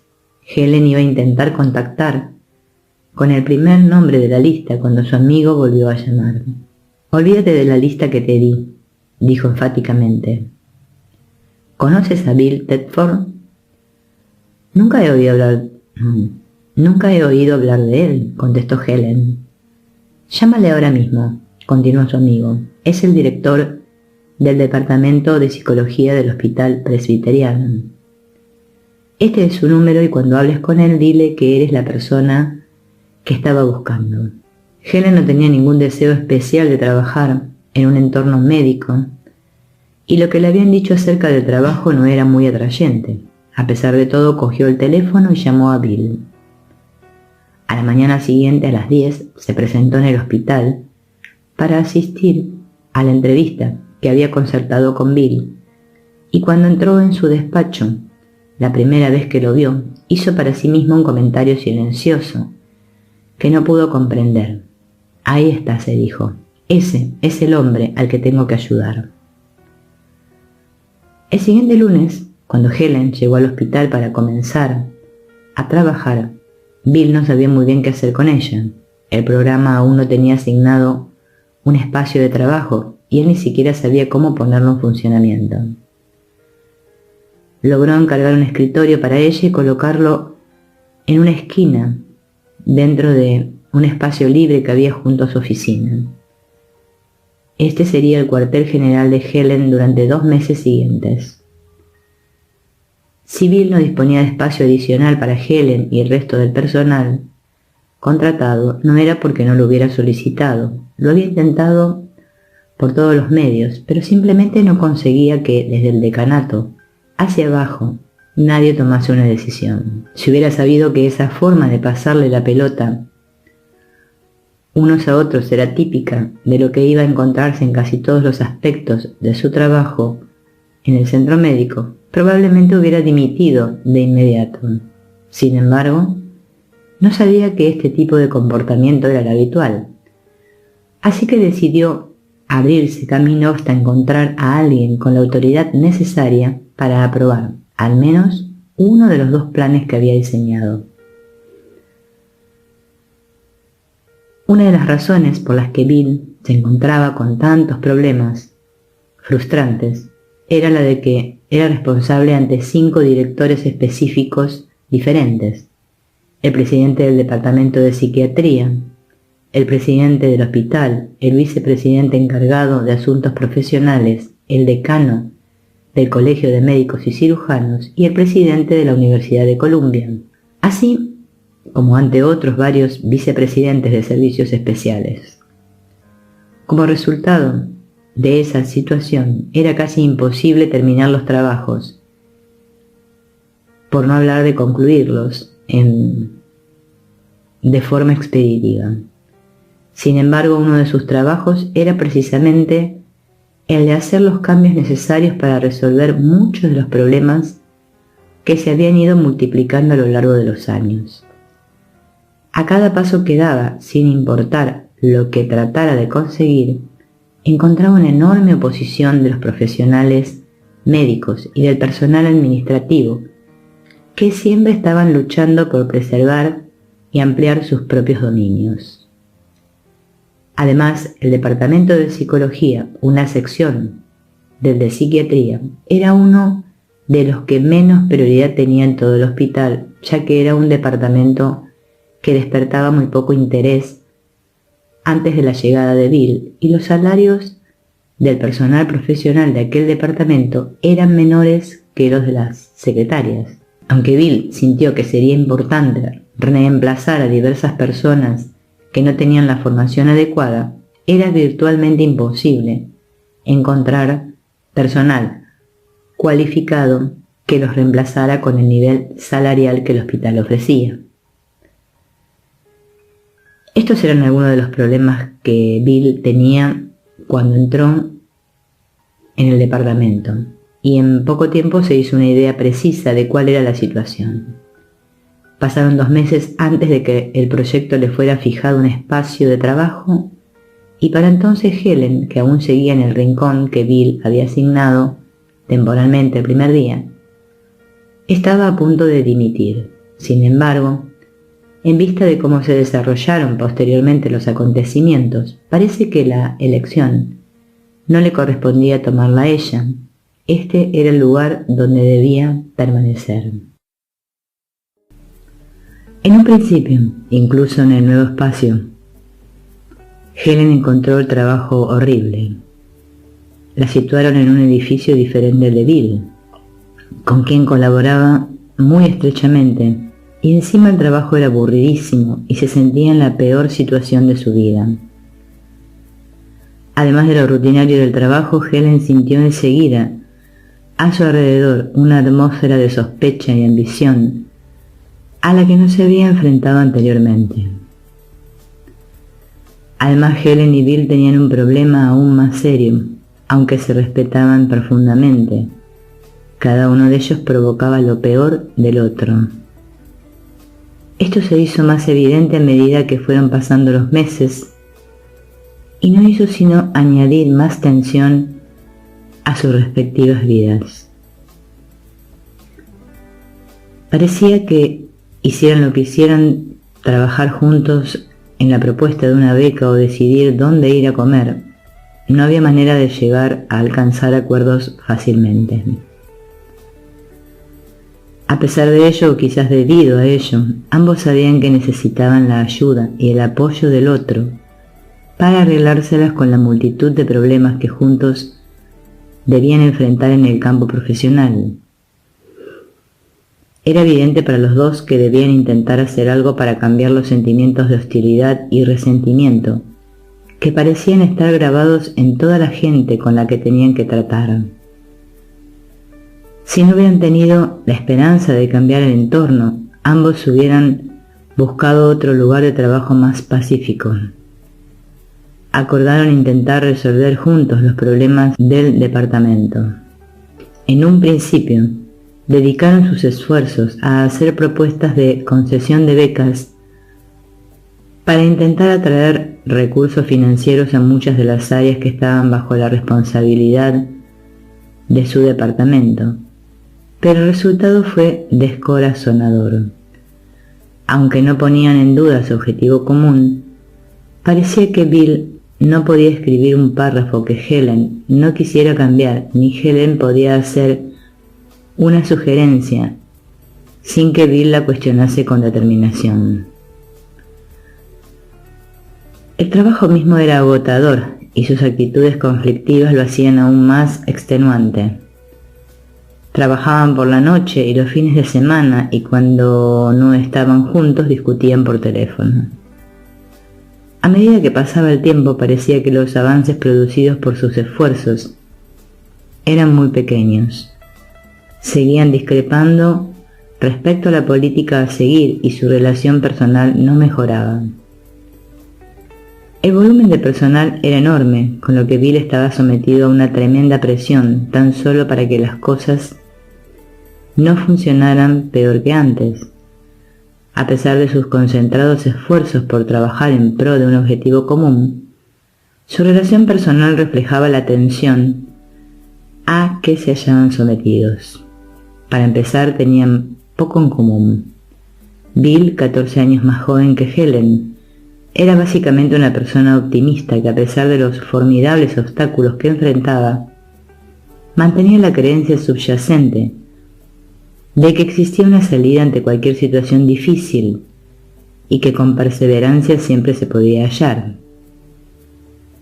Por otro lado, Helen era una persona ansiosa, casi hasta el paroxismo, y aunque intentaba mantener una fachada de alegría, su pesimismo subyacente y su inseguridad siempre acababan por aflorar. Además, ambos trataban sus problemas interpersonales de forma diferente. Bill tendía más a retirarse cuando percibía que una situación se volvía absorbente o forzada, mientras que Helen tendía a implicarse totalmente y como resultado acababa sintiéndose atrapada, resentida y obligada. De esta forma, a medida que su interdependencia había ido en aumento, también cada uno de ellos tenía más ira contenida hacia el otro porque ninguno de ellos cedía en su actitud. Y los genuinos intentos de cooperación, que a veces surgían por parte de uno o de otro, eran dificultados por el rencor mutuo que sentían. A pesar de que sus sentimientos personales fueran de este tipo, compartían una sensación de compromiso común que impedía la renuncia de Helen e impulsaba a Bill a proteger su futuro. Cuando al proyecto original por el que Helen pudo ser contratada se le retiró la prioridad, reduciéndose su volumen, Bill asignó a Helen el único puesto vacante que estaba bajo su control directo, asegurándole de esta forma la continuidad laboral. En 1963, el presidente del departamento designó a Bill para el Comité de Planificación de las Investigaciones, un grupo cuya responsabilidad era la asignación del espacio en el nuevo edificio de investigación que iba a ser construido. Este fue un honor especial para Bill, algo que no se le había ofrecido nunca con anterioridad ni se le volvería a ofrecer. Al tener por primera vez la oportunidad de crear espacio de oficinas para su propio uso, Bill planificó la creación de 2 despachos y una secretaría en una remota sección del edificio, lejos de las zonas de mayor tránsito. En un principio no supo por qué había ordenado crear 2 despachos, pues no había razón para ello. Como diría años después, no me daba cuenta de lo necesario que era que Helen y yo estuviéramos juntos. En el verano de 1965 se terminó de construir el nuevo edificio y estaba listo para ser ocupado. En medio de las luchas personales y profesionales, Bill se las arregló para trasladarse al nuevo edificio e hizo que Helen se trasladara al despacho contiguo al suyo. Aunque sus dificultades a nivel psicológico se mantenían, los obstáculos físicos a su trabajo en común habían sido eliminados. Una tarde, justo antes de la reunión semanal del equipo de investigación, a la que ninguno de ellos quería asistir debido a la competencia salvaje que solía aflorar en aquellas reuniones, ocurrió algo. Bill entró en el despacho de Helen y obviamente quería decir algo que le costaba expresar. Al fin respiró profundo, se ruborizó ligeramente y soltó su discurso. Más adelante admitió que sus palabras sonaban triviales y sentimentales y que no esperaba una respuesta favorable de Helen. Pero a pesar de todo, dijo lo que sentía que tenía que decir. Había estado dando vueltas a las cosas y había llegado a la conclusión de que sus actitudes estaban equivocadas. Y continuó: debe haber otra forma de hacer las cosas. Nuestras actitudes son tan negativas que no podemos resolver ningún problema. Y concluyó diciendo que había decidido intentar mirar las cosas desde otro punto de vista. Muy en concreto, propuso intentar mostrar una actitud diferente aquel mismo día en la reunión. Él no se enfadaría y estaba determinado a contemplar al lado constructivo de lo que la gente decía y hacía. Estaba determinado a cooperar en vez de competir. Y añadió que obviamente habían estado llevando una dirección equivocada y que era el momento de encontrar una nueva. Fue un discurso largo y además se expresó con una vehemencia fuera de lo común. Al acabar esperó con cierta incomodidad la respuesta de Helen, pero esta no fue la que esperaba. Se puso de pie de un salto diciendo a Bill con convicción que tenía razón y que ella también intentaría mostrar una actitud diferente. A cierto nivel, esta unidad de propósito representaba un compromiso real, sin precedentes en su relación, y pareció ser la señal de una serie de sucesos destacables que ocurrieron durante el verano de 1965. La reunión del personal en la que Bill comenzó con su nueva estrategia empezó de forma parecida a otras docenas de reuniones similares a las que habían asistido a lo largo de los años, pero a medida que los distintos puntos de vista eran defendidos o atacados, algunos de los participantes sintieron una sutil diferencia en el ambiente general de la sala. Allí donde Bill antes se hubiera defendido, ahora simplemente escuchaba y proponía tomado en consideración. Cuando algunos miembros del personal se justificaban por no haber finalizado su trabajo, se aceptaban sus excusas con la espera de que en un futuro el individuo en cuestión no estuviera tan sobrecargado de trabajo. De forma sorprendente para Bill, sus respuestas parecían generar respuestas similares en los demás participantes.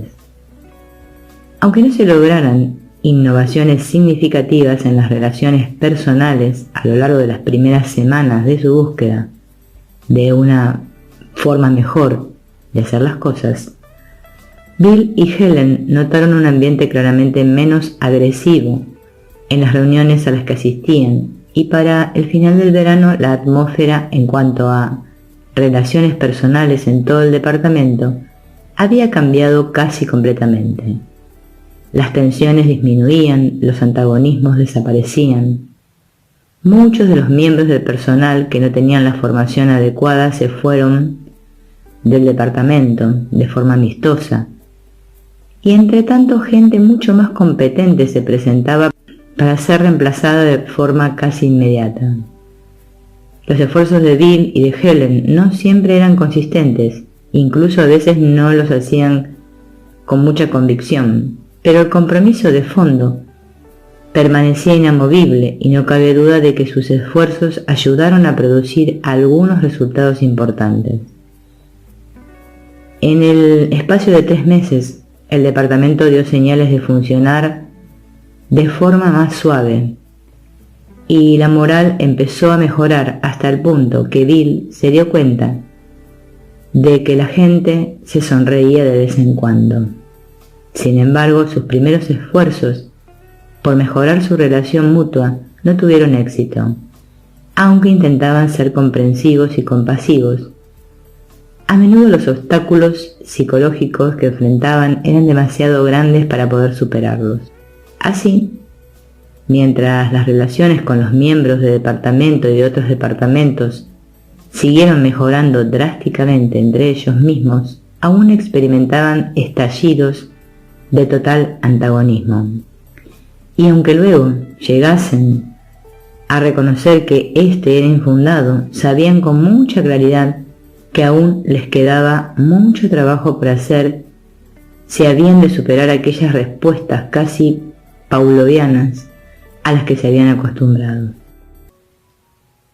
Mientras intentaban asiduamente poner las cosas al derecho entre ellos, Helen comenzó a notar cambios en sus imágenes mentales. Estas imágenes, que había estado viendo de vez en cuando durante toda su vida, las fotografías en blanco y negro, comenzaron a aparecerle en color y en movimiento, y además en secuencias significativas. Sus sueños comenzaron a tener las mismas características y a menudo continuaban con el tema comenzado antes de dormir. Entre junio, cuando Bill y yo hicimos el compromiso de cambiar de actitud, y octubre, 3 líneas más o menos claras de secuencias de fantasía y sueños alcanzaron mi atemorizada conciencia. Aunque se superponían hasta cierto punto, las describiré por separado esperando que así se comprendan más claramente. No sé si eran representaciones simbólicas, como las imágenes oníricas, o si de alguna manera estaban asociadas a hechos reales. Las observaba como si fueran películas y me sentía más como una espectadora de ellas que como partícipe, incluso cuando contemplaba una figura que sabía que era yo misma. La primera de las 3 series fue introducida por una imagen femenina desconocida, totalmente envuelta en su vestimenta, arrodillada y con la cabeza inclinada hacia adelante. Llevaba las muñecas y los tobillos atados con pesadas cadenas. Junto a ella, en un trípode, había un gran brasero metálico del que salía un fuego que se elevaba por encima de su cabeza. Parecía ser algún tipo de sacerdotisa, y el fuego parecía estar conectado con algún tipo de antiguo rito religioso. Esta figura se me apareció recurrentemente cada día durante varias semanas, aunque cada vez podía distinguir en ella algún cambio. Se le fueron cayendo las cadenas y fue levantando la cabeza. Muy lentamente se fue poniendo de pie y solo le quedaba un trozo de cadena muy corto atado a su muñeca izquierda. El fuego refulgía con un brillo desacostumbrado a medida que se levantaba. Yo no estaba preparada para las profundas emociones que las imágenes despertaban en mí, y tampoco las entendía. Cuando la figura de la sacerdotisa levantó los ojos y me miró, me sentí muy atemorizada. Estaba segura de que su rostro expresaría ira y sus ojos estarían llenos de desprecio hacia mí. Las primeras veces que apareció miré hacia otro lado rehuyéndola, pero al final decidí mirarle directamente a la cara, y al hacerlo se me llenaron los ojos de lágrimas. Su rostro era suave y estaba lleno de compasión, y sus ojos eran indescriptibles. La palabra con que mejor se la pude describir a Bill era la de inocente. Ella nunca vio en mí lo que yo tanto temía que encontrara, nada que le hiciera condenarme.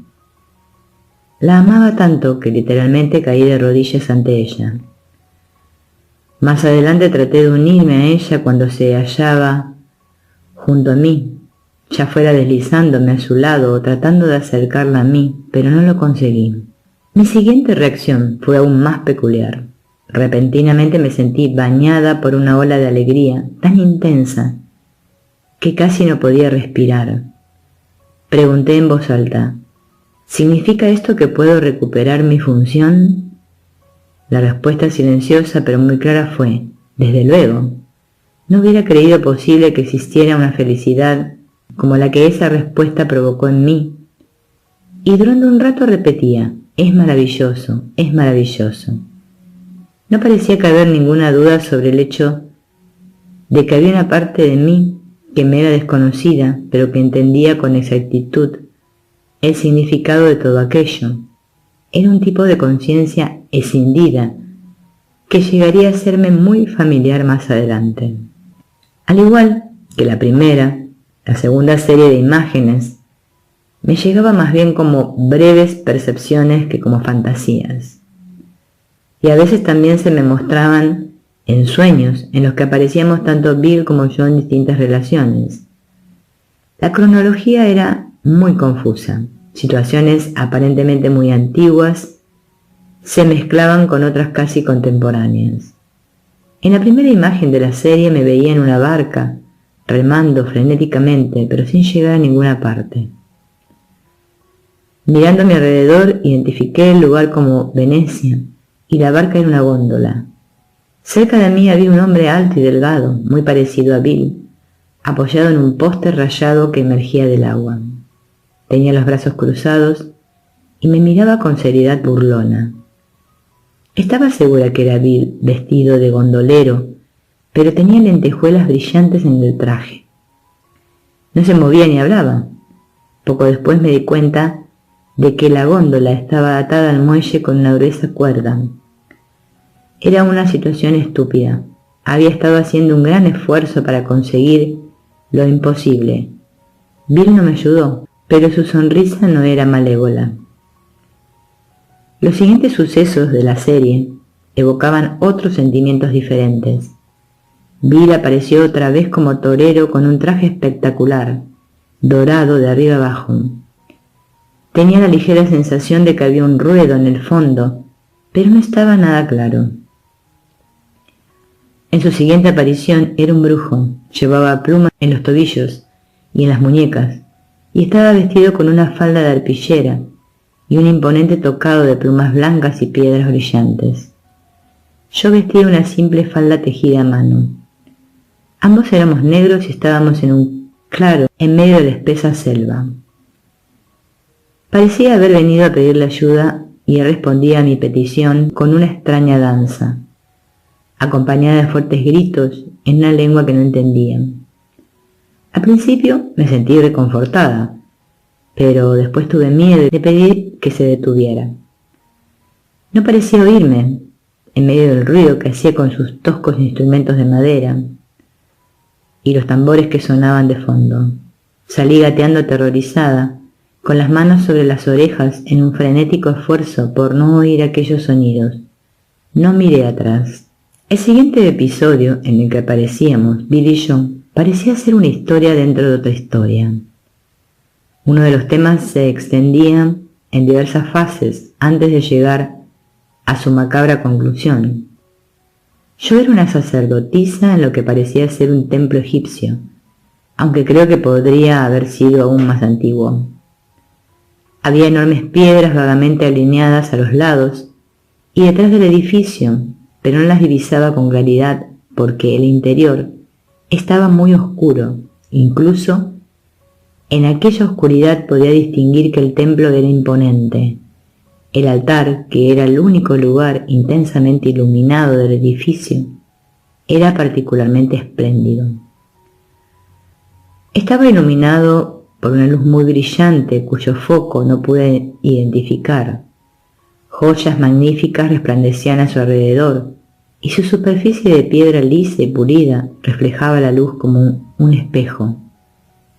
La gran sacerdotisa llevaba un vestido muy elaborado y tenía puesta una corona en la que faltaba la piedra central. En el primer episodio de la serie, yo estaba de pie ante el altar inclinada sobre Bill, que yacía en el suelo casi desnudo. Tenía una punta de lanza en la mano y su filo descansaba sobre la frente de Bill, entre sus ojos. Después me fueron llegando diversas imágenes retrospectivas de cómo se había producido aquella primera escena. Había habido una rebelión de esclavos y yo iba a matar a Bill, el líder de la revuelta, que se las había ingeniado para robar el gran rubí central de la corona de la sacerdotisa. No era un rubí ordinario porque daba a quien lo llevara puesto poderes mágicos.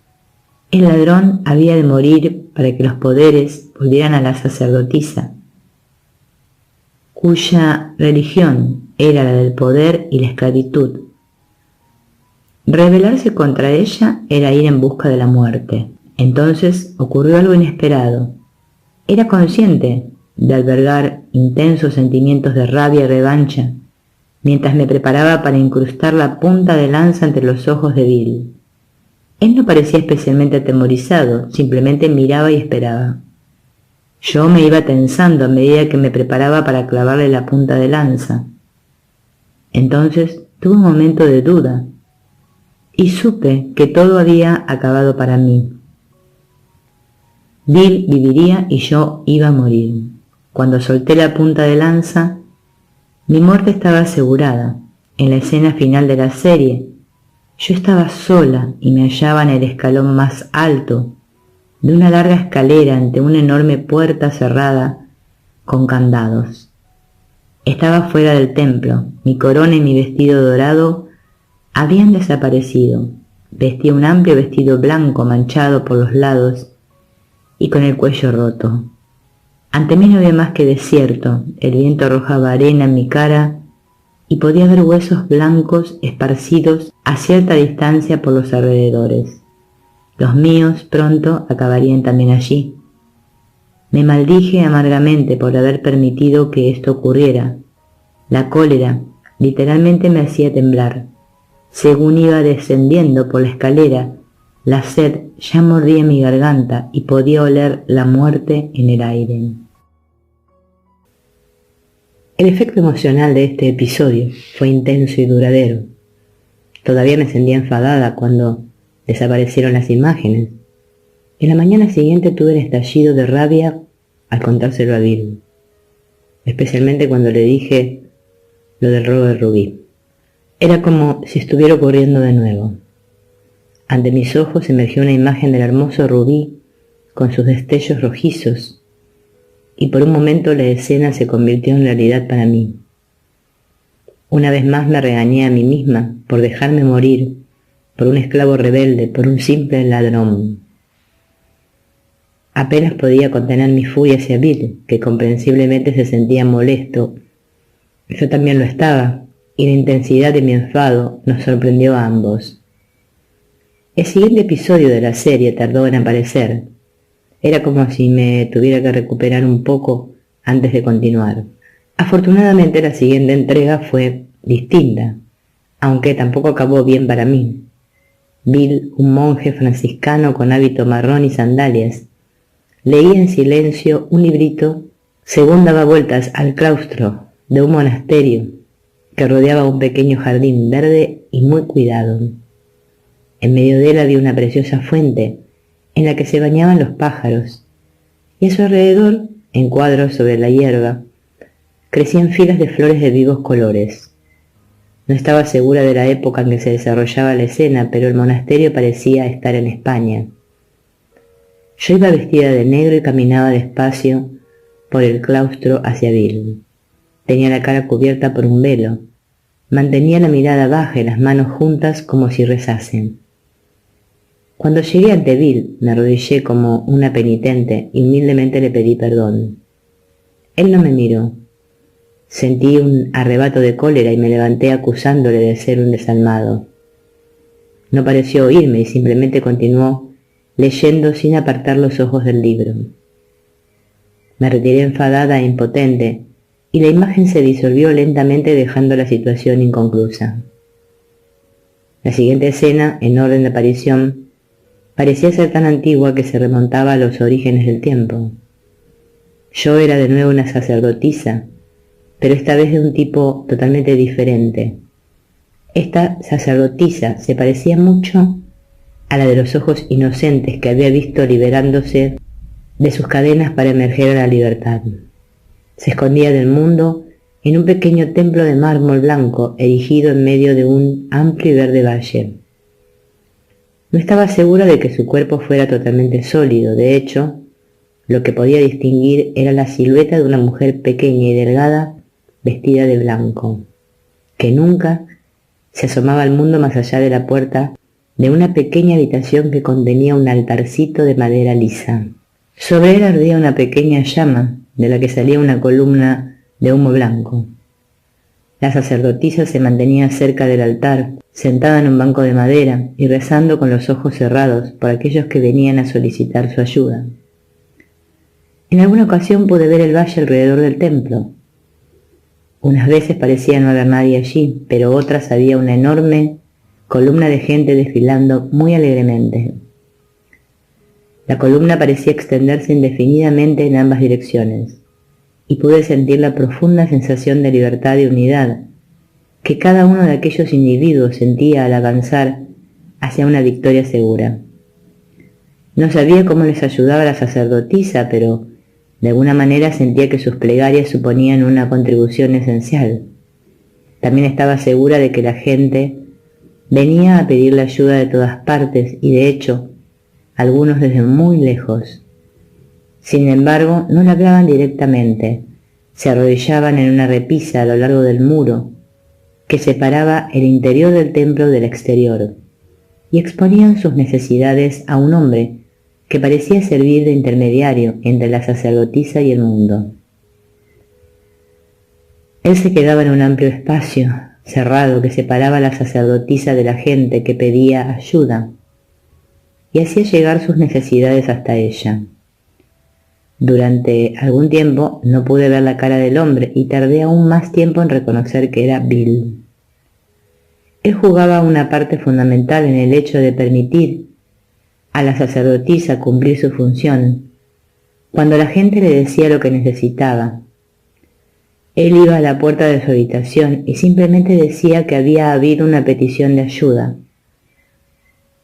Solo decía que había un hermano pidiendo ayuda y él la solicitaba en su nombre. La sacerdotisa nunca preguntaba el nombre de nadie, ni los detalles de las peticiones. Siempre rezaba de la misma manera, sentándose en silencio junto a la llama del altar. Nunca pensó que se pudiera negar ayuda a nadie. Ella siempre estaba junto a Dios y mantenía la pacífica certidumbre de su presencia allí con ella. Estaba segura de que era yo y simultáneamente no lo estaba tanto. Lo que sí era completamente cierto es que yo la contemplaba con mucho amor. De nuevo, el siguiente episodio supuso un cambio dramático. Bill y yo éramos esclavos en lo que parecía ser América en el siglo XIX. Estábamos casados, aunque yo sentía un profundo desprecio por él.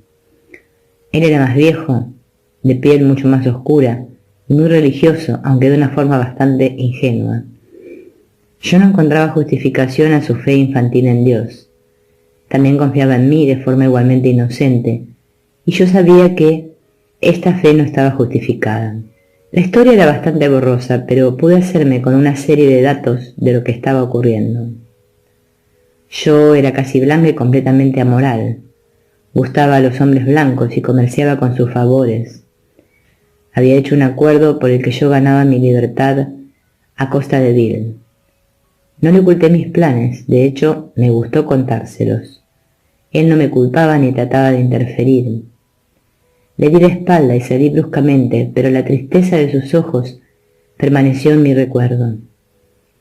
La serie acababa con una nota final de realización, incluso de gloria. Me hallaba en una habitación en lo que parecía ser el piso más elevado de un edificio eclesiástico.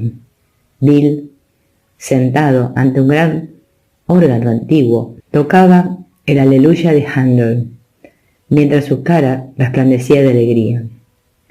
Habíamos alcanzado nuestro objetivo. Yo estaba ante un altar de madera marrón, sobre el que se destacaban dos palabras, una debajo de la otra. No podía imaginar un par de palabras menos apropiadas para estar juntas. La palabra de arriba era Elohim, y aunque entonces no conocía su significado, más tarde aprendí que es uno de los nombres de Dios en hebreo. La otra palabra, Eboe, la identifiqué con el grito de los adeptos griegos de Dionisios cuando celebraban sus ritos. Mientras miraba las palabras, un rayo que venía de la parte posterior de la iglesia golpeó en el altar y borró la segunda completamente. Solo quedó Elohim, escrito en brillantes letras de oro. El tono de la aleluya fue en aumento y una figura refulgente de luz que inmediatamente reconocí como Jesús salió de detrás del altar y se aproximó hacia mí. Comencé a arrodillarme ante él, pero él rodeó el altar y vino a arrodillarse a mi lado ante el altar. Bill se levantó y fue a arrodillarse al otro lado de la figura, y entonces una voz, con la que me iría familiarizando cada vez más, dijo con palabras silenciosas pero claras: «Este altar está en ti». El impacto emocional de esta conclusión fue tan fuerte que rompí a llorar. La tercera serie de imágenes, que se presentó de la misma forma que las anteriores, duró más tiempo y fue apareciendo en forma progresiva. A través de esta serie de imágenes, una figura masculina de identidad incierta surgía de vez en cuando para ayudar. Generalmente no podía reconocerlo, a veces pensaba que podía ser Bill y otras vagamente sospechaba que podía ser Jesús. Esta serie empezó de forma parecida a la anterior y de forma menos evidente que la primera. Vagando por las orillas de un lago, llegué a un bote vacío que estaba volcado hacia un lado. Estaba fuertemente sujeto por esas cuerdas atadas a un ancla, profundamente hundida en el barro, que también cubría parte del bote. Evidentemente había sido abandonado hacía años. Sabía que no podía soltar la barca sin ayuda, pero a pesar de todo me sentí obligada a intentarlo. Tiré inútilmente de las cuerdas, que eran tan pesadas que apenas si podían levantarlas. Además, me resbalaba en el barro y me caía una y otra vez. Pedí ayuda a gritos, pero no había nadie que pudiera oírme. El lugar parecía desierto. La situación era frustrante. Yo me daba cuenta de la importancia de soltar la barca, pero también era consciente de mi incapacidad para hacerlo. Entonces me llegó la respuesta. Lo había estado haciendo de forma equivocada. Evidentemente me dije a mí misma: hay un potente equipo para recibir mensajes y transmitirlos. Aunque no haya sido usado durante años, aún funciona, y es la única manera que tengo de conseguir ayuda. En este punto finalizó el primer episodio. Después pasaron algunas cosas que no estaban muy claras. Apareció un hombre de alguna parte y juntos arrastramos el ancla, sacándola del barco. Enderezamos la barca y finalmente la pudimos meter en el agua. Entonces comenzó a moverse, aunque al principio el ancla aún tiraba un poco. Pasado un rato la barca fue ganando velocidad y pareció tomar una dirección definida.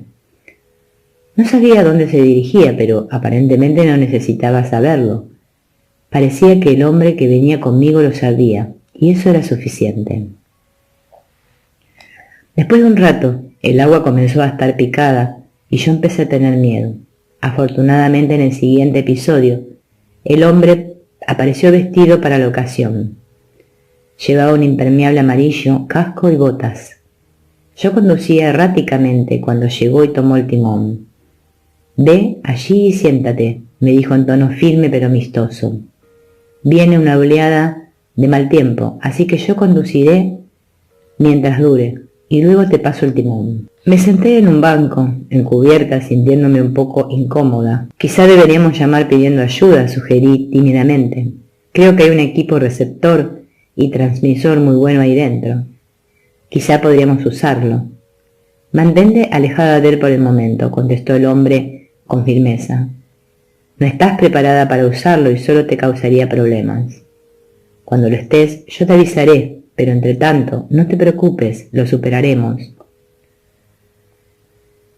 Observé confiada cómo llevaba el barco con gran habilidad a través de un estrecho corredor y en medio de una tormenta. Enormes olas alzaban la proa y la lluvia caía sin cesar del negro cielo. Curiosamente, ni siquiera me mojé. Gradualmente fuimos entrando en aguas más tranquilas y volví a encontrar el timón de nuevo en mis manos. El hombre volvió a aparecer la siguiente vez recostado en un lado de la barca, cómodamente vestido con pantalones cortos y camisa veraniega de cuello abierto. El tiempo era cálido y soleado, el agua suave y resultaba fácil navegar. Estábamos de pie junto al timón charlando. Me di cuenta de que él llevaba una cadena de oro alrededor del cuello, de la que colgaba un símbolo dorado que no me era familiar. Pensé que podía ser una letra hebrea y recordé algo. «Tengo una igual», dije mirándolo. «De hecho lo llevo puesto». «Ya lo sabía», respondió el hombre sonriendo. «Solo que», añadí, «el mío va al revés». «También lo sé», dijo él mientras seguía sonriendo. «En realidad, este también es tuyo. Me lo quedaré un tiempo más, pero prometo devolvértelo cuando puedas utilizarlo». Ambos símbolos, imágenes inversas uno del otro, se grabaron tan claramente en mi mente que más tarde pude dibujarlos en papel. Algún tiempo después me encontré con un amigo mío, erudito judío, y le pregunté si podía reconocerlos. Pareció confundido en un principio y después dijo, «Por supuesto, el símbolo del milagro de la inversión». Tuvo que explicarme su significado. Cuando Moisés bajó de la montaña donde había hablado con Dios, llevaba unas tablas en las que estaba escrita la palabra de Dios. El milagro era que las palabras podían ser leídas correctamente en ambos sentidos, lo que obviamente hubiera sido imposible si hubieran sido palabras normales. Mi reacción ante esta información fue una mezcla curiosa. Por un lado estaba encantada e impresionada, y por otro lado tenía miedo. Todavía no podía creer que los sueños y las fantasías fueran otra cosa que intentos poco realistas de realizar deseos, y por tanto pude deshacerme de mucho de lo que había visto y oído. Sin embargo, esto no me resultó tan fácil de dejar pasar. Séptima parte. Helen relataba estas experiencias a Bill y a su marido a medida que le sucedían. A Luis, como a Helen, toda esta situación le producía mucha ansiedad, por lo que simplemente dejó de contarle lo que le pasaba. Por otro lado, Bill estaba muy interesado en esta serie de imágenes, lo que no ayudaba a mitigar la ansiedad de Helen, y aunque Bill le proporcionaba mucho apoyo, ella seguía sintiéndose amenazada por aquellos fenómenos. No le gustaban ni los deseaba, y en general le hacían sentirse muy inquieta porque creía que el tipo de imágenes mentales en que estaba implicada era propio de los pacientes psiquiátricos que ella misma atendía. A medida que sus experiencias continuaron, incluso llegó a decir a Bill que podía estar volviéndose loca y que debía someterse a un examen psiquiátrico. ¿Por qué no lo dejas estar y permites que suceda? Tengo la sensación de que puedes tener algo que ver con aquel discurso que te di sobre intentar encontrar otra forma de tratar las relaciones difíciles, añadió para reconfortarla. Aunque Bill, al igual que Helen, no tenía ningún interés ni conocimiento de nada remotamente relacionado con los fenómenos psíquicos, le pareció obvio que algo paranormal estaba ocurriendo y encontraba el material absolutamente fascinante. Por otro lado, una de las cosas que más le molestaba a Helen era la idea de que todo aquello podría tener algo que ver con lo psíquico, una idea que la aterrorizaba particularmente, aunque lo único que sabía sobre lo psíquico era que el conocido profesor de psicología, Dr. J. B. Rhine, había hecho algunos experimentos con cartas en la Universidad Duke de Carolina del Norte. Dada su naturaleza inquisitiva y con el fin de reunir tanta información sobre el tema como le fuera posible para comprender el fenómeno, Bill comenzó a buscar libros sobre los fenómenos psíquicos. Uno de los primeros que leyó fue la biografía de Edgar Cayce, considerado el mayor psíquico de América. Este había muerto en 1945 después de haber vivido una serie de experiencias inexplicables racionalmente durante casi 40 años. Sus experiencias fueron transcritas a medida que ocurrían y podían ser estudiadas en la biblioteca de la Asociación para la Investigación y la Iluminación, en Virginia Beach, una organización para perpetuar las intuiciones y visiones de Cayce. Cuando Bill habló de Cayce a Helen, sugiriéndole que podía interesarle leer el libro que había encontrado, ella se negó rotundamente. Rehusaba admitir que hubiera nada que comentar sobre sus experiencias, aunque reconoció a Bill que había una cierta inconsistencia en su actitud. Por un lado, sabía que el incidente relacionado con el milagro de la inversión era algo sobre lo que no tenía conocimiento intelectual consciente, y sin embargo no quería ofrecer ninguna sugerencia sobre el modo en que aquella información le pudiera haber llegado. Bill no se sintió descorazonado por la actitud de Helen y se fue interesando cada vez más en la literatura parapsicológica, porque en algún lugar dentro de él sabía que lo que Helen estaba viviendo era extraordinariamente importante para ambos.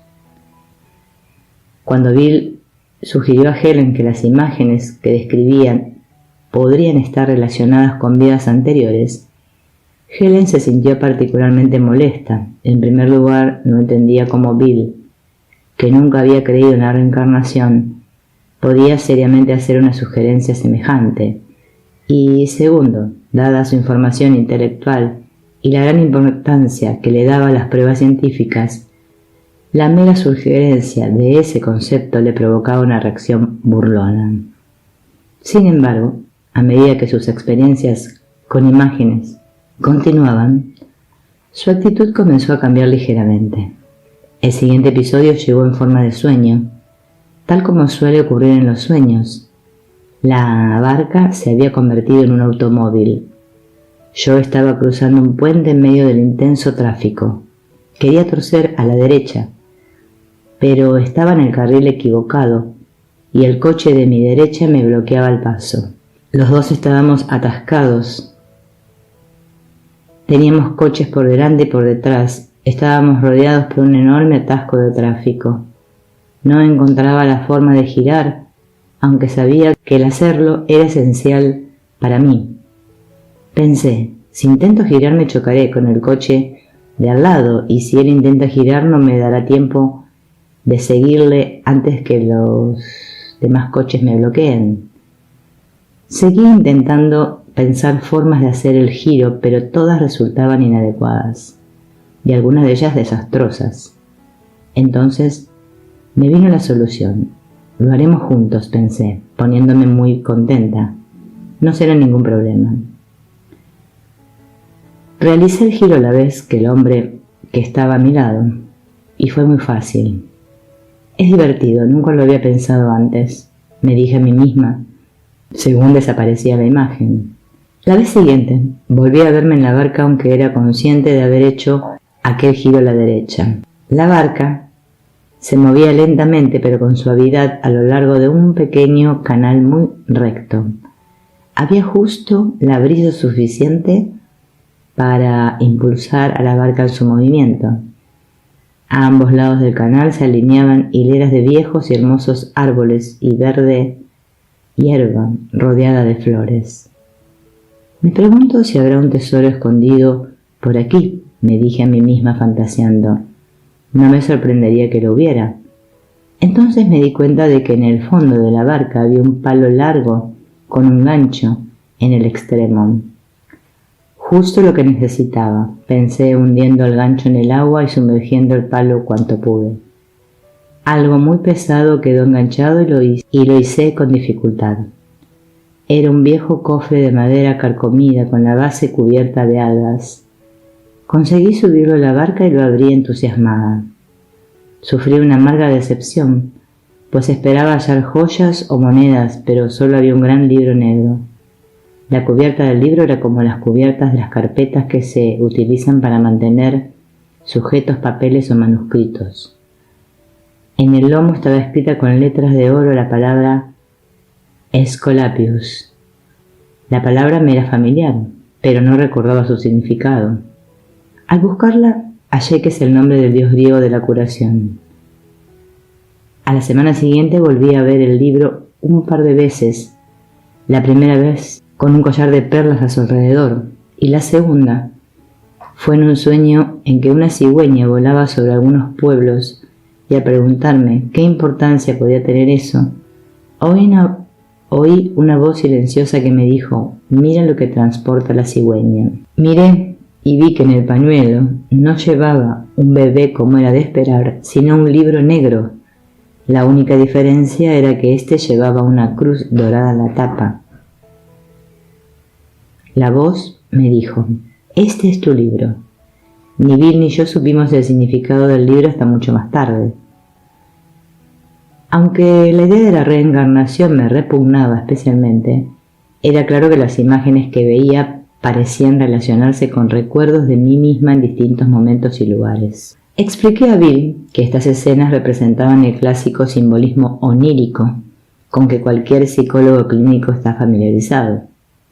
Sin embargo, debo admitir que a medida que estas imágenes continuaban, mi dogmatismo respecto al tema mostraba signos, aunque muy leves, de ceder. Observaba estas imágenes retrospectivas como una espectadora, aunque no dudaba de que las figuras me representaban a mí misma. En una de las primeras escenas vi una muchacha delgada y frágil en un opulento salón francés. La época debía ser de los mediados del siglo XVIII. La muchacha, que vestía de blanco, estaba tocando un instrumento musical parecido a un arpa en medio de una reunión de señoras y caballeros magníficamente vestidos que parecían ser los invitados a un banquete. La joven tenía como mucho 18 años y evidentemente estaba enferma. «Es demasiado frágil», me dije a mí misma. «No vivirá otro año más, solo puede desaparecer». Es un error, no lo va a conseguir. Un mayordomo espléndidamente vestido salió y cerró la puerta del salón. Y la muchacha desapareció, y poco después vi una vaga imagen de ella en la que era algo mayor que en la anterior, y yacía en el suelo cubierto de paja en la habitación sin ventanas de una prisión. Sus brazos estaban fuertemente atados y sus pies estaban encadenados al suelo. La época debía ser entre los siglos XII y XIII, y tuve la idea de que la muchacha era ejecutada al final. Algunas de las imágenes siguientes me mostraron la imagen de una monja aparentemente ubicada en distintos países y épocas. En la más clara de ellas veía a una monja vieja, artrítica y decepcionada, desgastada por toda una vida de austeridades, emocionalmente retorcida y estéril. Caminaba por el pasillo lateral de una iglesia inmensa y muy bella, con un sorprendente parecido a la catedral de Notre Dame en París. El pasillo estaba oscuro y la vela que llevaba la monja no le ayudaba mucho a ver. Iba pasando la mano por la pared a medida que andaba, como si buscara una puerta. o más literalmente una salida. No la encontró y las severas fracciones de su rostro se iban tensando cada vez más. No sabe, pensé, lo intenta pero no sabe. Me sentía repelida por su expresión tan dura, pero sentía simpatía por su causa perdida. Contrastando radicalmente con esta figura, había otra que me venía de vez en cuando y a veces aún me pasaba por la cabeza. Esta es la única de las figuras que siempre se aparecía con la misma forma. Era la imagen de una niña que se parecía mucho a mí, aunque no podía tener más de 16 años a lo sumo. Tenía la cabeza echada hacia atrás porque se estaba riendo y extendía los brazos en un gesto de apertura total de bienvenida universal. Parecía estar absolutamente alegre, literalmente incapaz de sentir pena o dolor. Se hallaba sobre un jardín de hierba verde y en medio de su extraordinaria felicidad sus pies descalzos apenas parecían tocar el suelo. Llevaba puesto un vestido claro y suelto que no recordaba ningún lugar ni época en particular. De hecho, no había nada en ella que sugiriera algo del pasado y tampoco parecía importarle el futuro. No creo que ella tuviera una percepción del tiempo como la mía. A medida que Bill siguió leyendo literatura psicológica, se fue interesando más en el material de Case. Algo que le impresionaba mucho y consideraba muy importante en estos relatos eran las pruebas que sugerían que las mentes se pueden comunicar entre sí por medios paranormales, aún desconocidos para la ciencia. A menudo lo discutía con Helen, y como ella respetaba su opinión, aunque pensaba que en este caso se había pasado mucho, finalmente le pidió un libro sobre el tema. Él eligió la biografía de Case escrita por su hijo, Hugh Lynn. No hay duda de que Helen la encontró interesante, aunque le repelían las partes que consideraba más tétricas e increíbles del relato. Cuando Bill recordó que últimamente ella también había tenido experiencias bastante fuera de lo común, lo admitió. Es más, aún encontraría más difíciles de explicar todos los sucesos que le iban a ocurrir más adelante. La nueva fase comenzó un día en que Bill y yo estábamos concentrados en un informe de investigación. Bruscamente, solté los papeles y dije con mucho apremio: «Rápido, Bill, tu amigo Alan, el que conocimos en Chicago hace unos días, está pensando en suicidarse. Debemos enviarle un mensaje». Bill se sentó junto a mí y yo envié un serio mensaje telepático a Alan para que lo reconsiderase. Al acabar le dije a Bill: «Seguro que no era verdad, sin embargo me equivoqué y resultó, además, que había sido muy precisa». Era difícil no sentirse impresionada, en especial porque siguieron pasando cosas sorprendentes. Bill asistió a una reunión en otra ciudad y a su vuelta le describí el lugar donde había estado con todo lujo de detalles, a pesar de que yo nunca había estado allí. También pude relatarle algunas de las cosas que habían ocurrido antes de que él tuviera la oportunidad de contármelas a mí, y asimismo le describí en detalle la casa del amigo, donde había pasado el fin de semana, incluyendo los colores de las paredes y los muebles. Más adelante se fue de vacaciones a un lugar lejano, y yo le envié mentalmente la imagen del broche que quería que me trajera de allí. Al volver de las vacaciones, me lo dio, y era, sin duda, el que yo le había pedido. Mis reacciones ante estos hechos era una curiosa mezcla. Por un lado, me sentía orgullosa por la adquisición de estas habilidades tan especiales, e incluso me sorprendí. Alguna fantasía de poder y prestigio cruzando por mi mente, y al mismo tiempo pasaba mucho tiempo intentando explicarme las imágenes que me causaban un miedo considerable. Durante algún tiempo, la idea de tener poderes psíquicos se me hizo más atractiva y simultáneamente me aterrorizaba cada vez más, de modo que comencé a tener pesadillas, aunque después no podía recordar su contenido. A medida que la lista de sucesos sorprendentes iba en aumento, no podía superar un cierto sentimiento de maldad e incluso de brujería que asociaba con ellos. El orgullo y la ansiedad se mantenían al mismo nivel, y aunque ésta iba en aumento, también tenía al mismo tiempo una sensación de autoensalzamiento. Encontrándome aún en esta fase de magia, ocurrió algo que implicó una extraña mezcla de hechos y fantasía, y que pareció apuntar en una dirección muy definida para el futuro.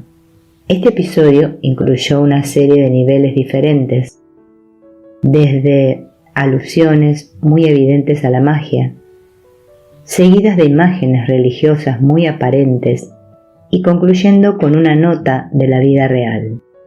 El hospital quería enviarnos a Bill y a mí a la clínica Mayo para estudiar sus procedimientos de evaluación. La noche anterior de irnos tuve una imagen tan clara que me sentí impulsada a describirla en papel. Era la imagen de una iglesia cuyos detalles resaltaban con asombrosa nitidez. Dudé de su aflicción en un principio, hasta que decidí que debía ser luterana. Parecía estar contemplándola desde arriba, desde el ángulo que se obtendría si se miraba desde un avión que volase a baja altura. La imagen estaba tan clara que dejé de lado la prudencia y le dije a Bill que estaba segura que veríamos el edificio al aterrizar en Minnesota al día siguiente. Me sentí decepcionada cuando no encontramos nada parecido. En un intento de recuperar mi autoestima, dije que estaba segura de que la iglesia se encontraba en algún lugar de la ciudad.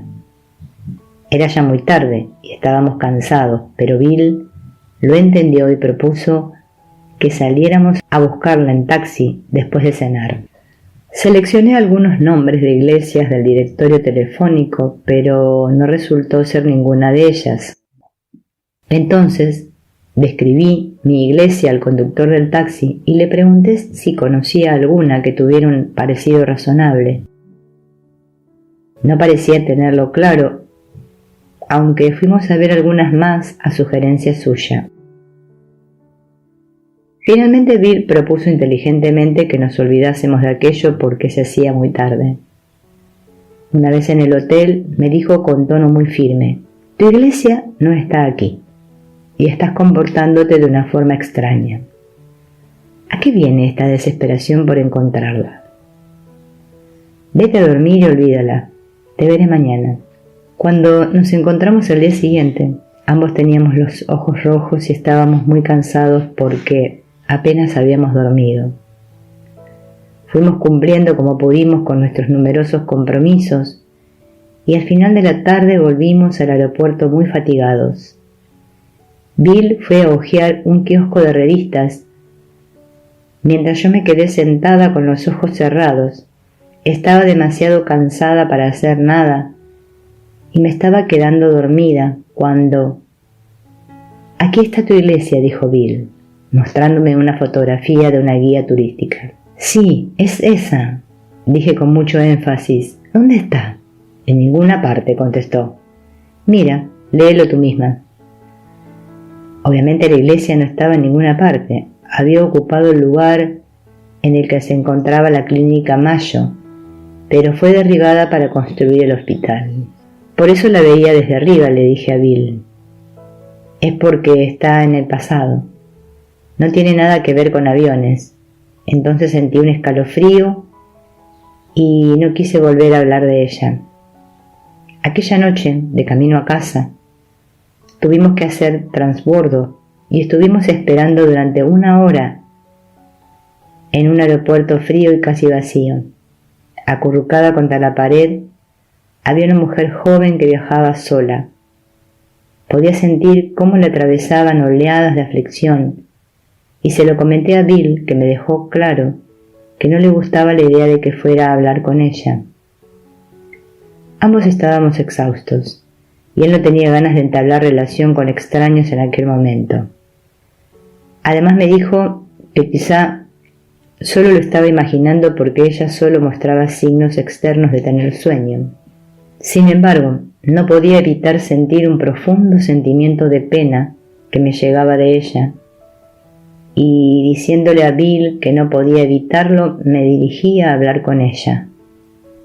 Se llamaba Charlotte y me dijo que estaba congelada por el miedo.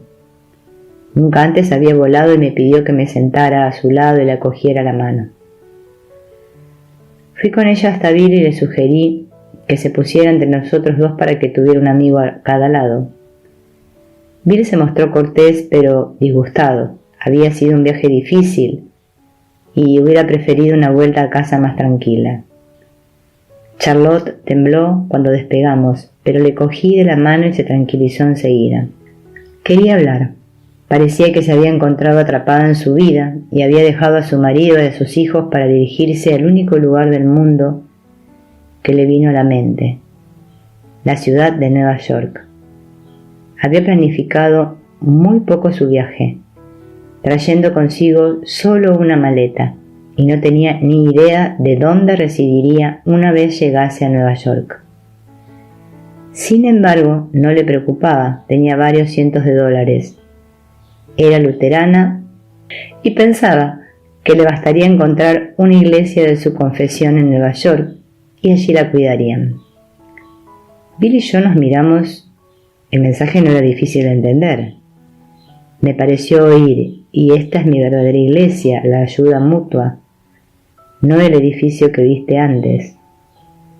Aunque Bill había puesto pegas a implicarse con Charlotte, más adelante tomó una actitud muy servicial. Al llegar a Nueva York, llamó a un hotel para mujeres y le consiguió una habitación. La llevamos hasta allí en taxi, dejándola en la puerta principal, y le dimos nuestros teléfonos. No hubo ningún problema para contactar con ella. Bill se encontró fortuitamente con ella varias veces al día siguiente y generalmente venía a mi casa cada noche. Estuvo en Nueva York una semana y después decidió volver a casa. Reservamos su pasaje de vuelta y yo le llamé a su casa al día siguiente. Había llegado bien y se alegraba de estar de vuelta, pero esperaba volver a Nueva York de visita algún día. Todo el mundo había sido muy amable con ella y estaba contenta de descubrir que no son verdad todas las cosas malas que la gente cuenta de las ciudades grandes. Después de aquello, seguimos escribiéndonos durante años y siempre me sentía agradecida de haberle dejado entrar en mi vida. De hecho, la experiencia con Charlotte pareció señalar el principio del final de la magia que me había estado ocurriendo los últimos 3 meses. Se acercaba el otoño y el verano había sido agotador. Bill, que seguía interesado en Case, sugirió que tomásemos unos días de vacaciones y fuéramos a Virginia Beach, Virginia, para poder examinar las experiencias que tenían allí registradas. La idea no me pareció atractiva. Ese tipo de cosas aún me daba miedo y deseaba que no fuesen verdad. Ya era suficientemente malo lo que me estaba pasando a mí. En particular, no quería que mis poderes mágicos se exacerbaran y estaba más que dispuesta a abandonarlos. Sin embargo, la idea de tomar unas vacaciones me sonaba muy bien, y mi marido, sabiendo que estaba cansada, me animó a ir. Era el mejor momento del año para hacer el viaje y pensó que me sentiría bien. Y él se habían hecho amigos, y aunque pensaba que Bill estaba empezando a tener unas aficiones bastante extrañas, Luis sabía que cuidaría de mí. Partí hacia Virginia Beach con algunos recelos, pero deseando poder descansar. El viaje no resultó nada tranquilo para mí. La gente de la Asociación para la Investigación y la Iluminación, que entonces era un grupo muy reducido, dedicado a poner a disposición del público el material de Case, eran inteligentes, sinceros y evidentemente eran gente sana. La enorme cantidad de documentación de que disponían no era algo que se pudiera pasar por alto.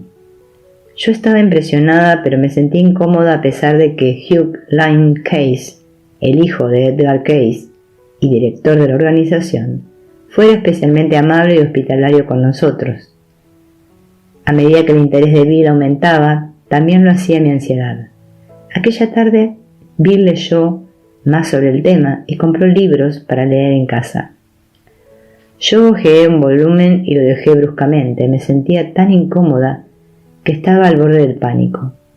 Me alegré de que acabara el viaje y ya al estar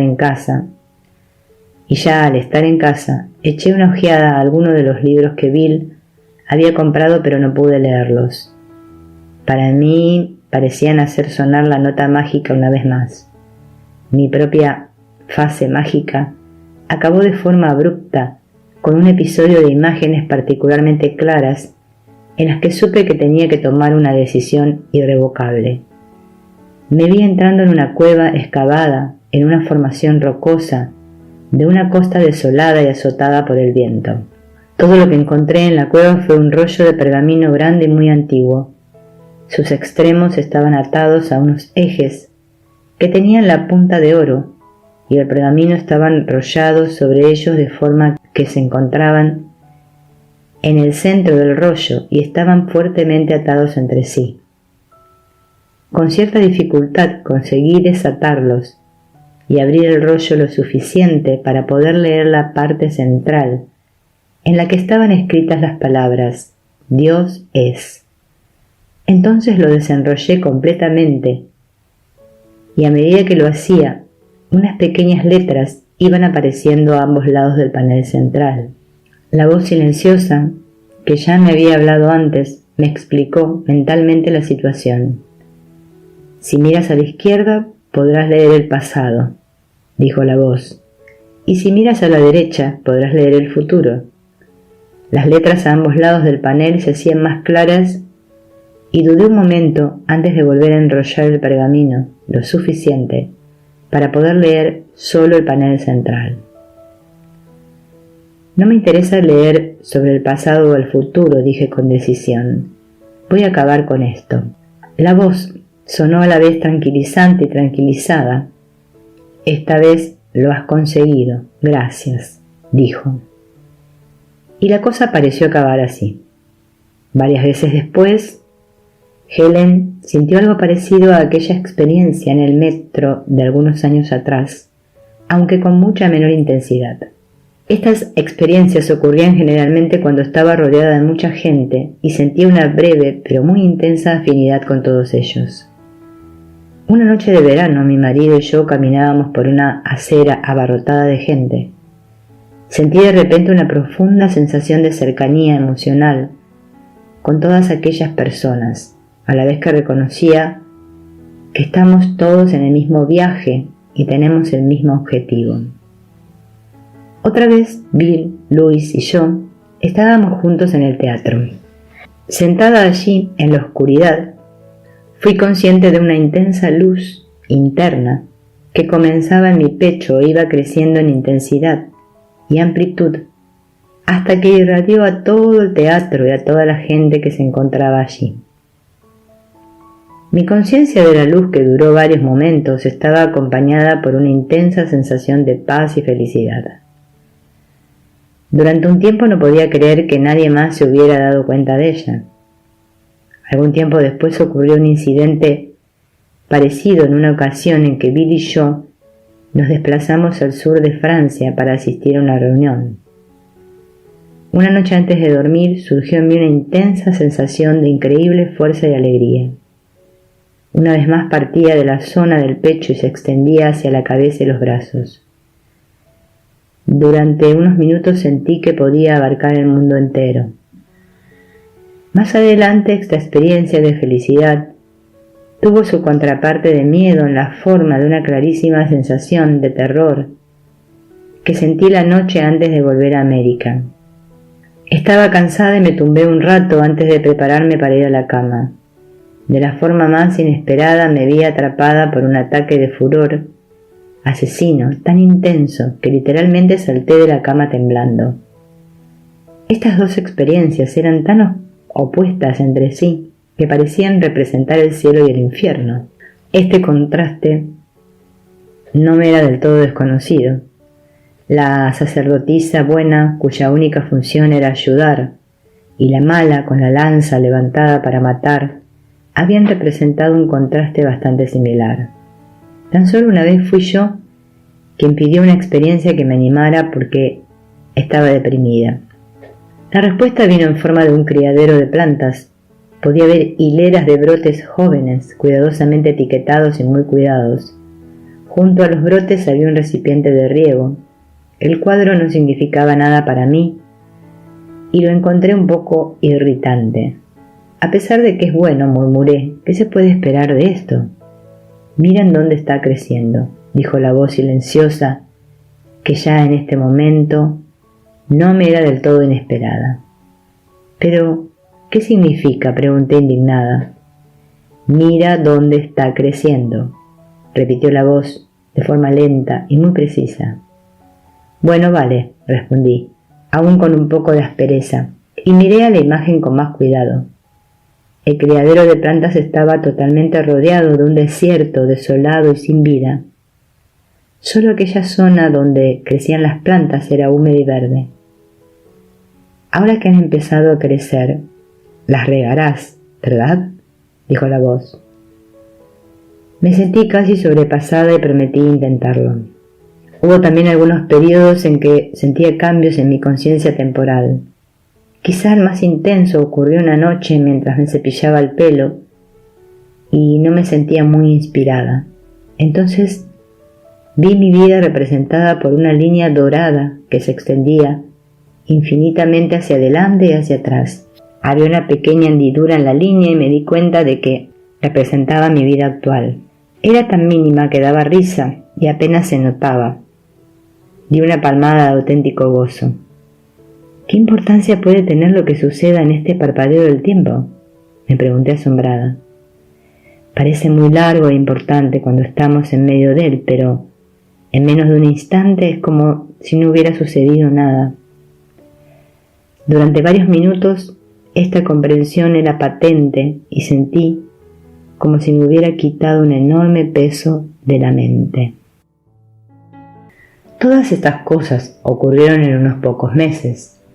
El día de septiembre de 1965, Helen le dijo a Bill que se sentía a punto de hacer algo muy poco común. Estaba preocupada por esta sensación porque no sabía lo que podría ser ese algo. Todo lo que sabía era que ocurriría pronto.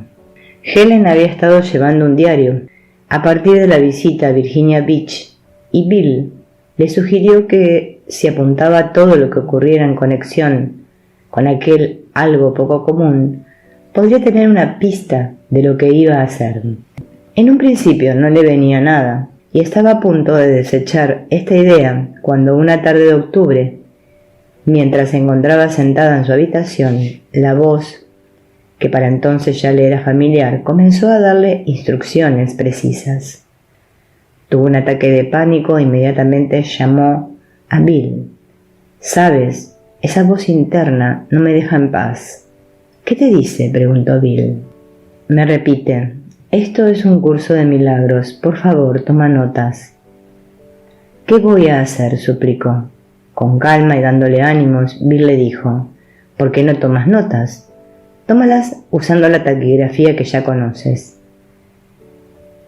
«Pero Bill», persistía Helen, «¿qué pasará si es un galimatías sin sentido? Entonces sabré seguro que me he vuelto loca». «Helen, escúchame», dijo ignorando su comentario. «Desde nuestro viaje a Rochester he estado leyendo cosas que no he compartido contigo porque te muestras muy antagónica a toda esta cuestión. Pero ha habido mucha gente, algunos de ellos muy conocidos, que han sentido que la inspiración creativa les llegaba por vías místicas. Einstein afirmaba recibir información por esa vía. Y desde luego que los grandes dramaturgos y poetas místicos también».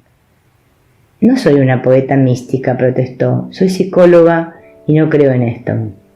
«Bueno, ya que no podemos hacerlo desaparecer, ¿por qué no tomas notas? Las llevas a la oficina mañana temprano, antes de que llegue el personal, y las revisamos juntos. Y si es un galimatías sin sentido, las romperemos y nadie lo sabrá». «¿Me lo prometes, Bill?» «Prometido». Helen colgó, fue al salón y le dijo a Louis que iba a trabajar al dormitorio y que saldría enseguida.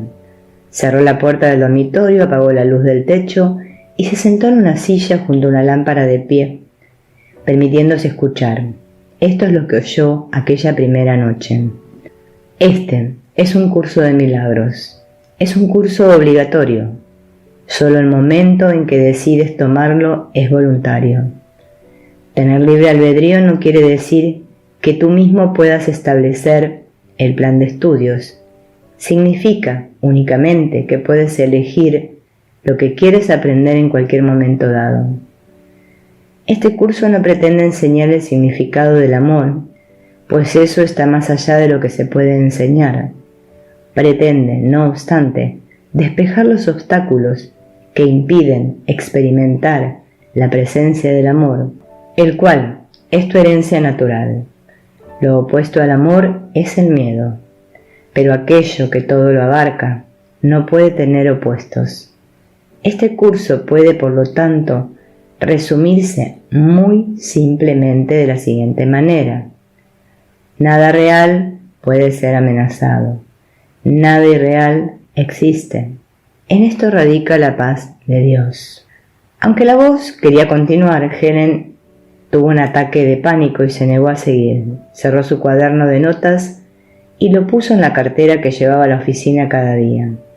Después fue al salón para decirle a Luis que se iba a la cama. A la mañana siguiente, Bill llegó al hospital a las 7:30, media hora antes de lo habitual. Helen ya había llegado y se encontraba en un estado de gran agitación. «No sé qué hacer, Bill, no sé qué hacer con lo que me pasa». Bill le sugirió que le leyera lo que había anotado y se ofreció a transcribirlo a máquina diciéndole que era mejor mecanógrafo que ella. Helen logró leerlo a pesar de cierto tartamudeo, muy poco habitual en ella. «Me suena bastante interesante». «Helen», dijo Bill, «¿eso es todo?» «No». Parecía querer continuar, pero tuve miedo. «¿Cómo te vinieron las palabras?», preguntó Bill.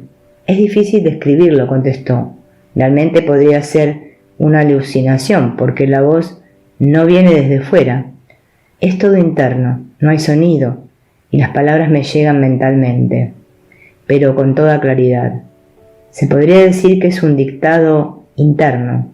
«¿Sabes lo que escribes?», preguntó Bill. «¿O lo describirías como un proceso automático?»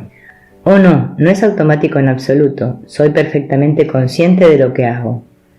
«¿Por qué no intentas escribir algo más esta noche?», sugirió Bill, «y así vemos qué pasa». «No creo que pueda», respondió Helen. «Realmente me resulta demasiado enervante». A pesar de sentirse reacia a continuar escribiendo, no podía eliminar la voz.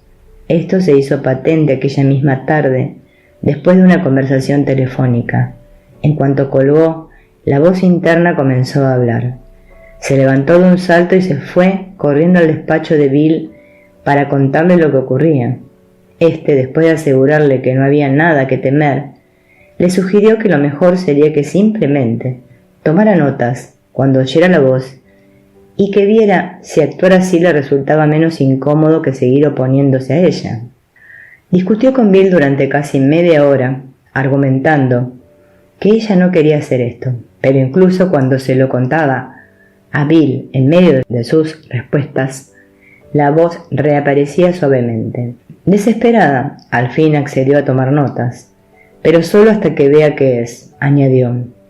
En menos de un cuarto de hora se pudo hacer una idea de lo que era, porque en cuanto volvió a su escritorio, la voz comenzó a dictarle las primeras palabras del curso de milagros. Lo que oyó fue Principios de los Milagros, que comenzaba: 1. No hay grados de dificultad en los milagros. No hay ninguno que sea más difícil o más grande que otro. Todos son iguales. Todas las expresiones de amor son máximas. 2. Los milagros de por sí no importan. Lo único que importa es su origen, el cual está más allá de toda posible evaluación. 3. Los milagros ocurren naturalmente como expresiones de amor. El verdadero milagro es el amor que los inspira. En este sentido, todo lo que procede del amor es un milagro. 4. Todos los milagros significan vida, y Dios es el dador de la vida. Su voz te guiará muy concretamente.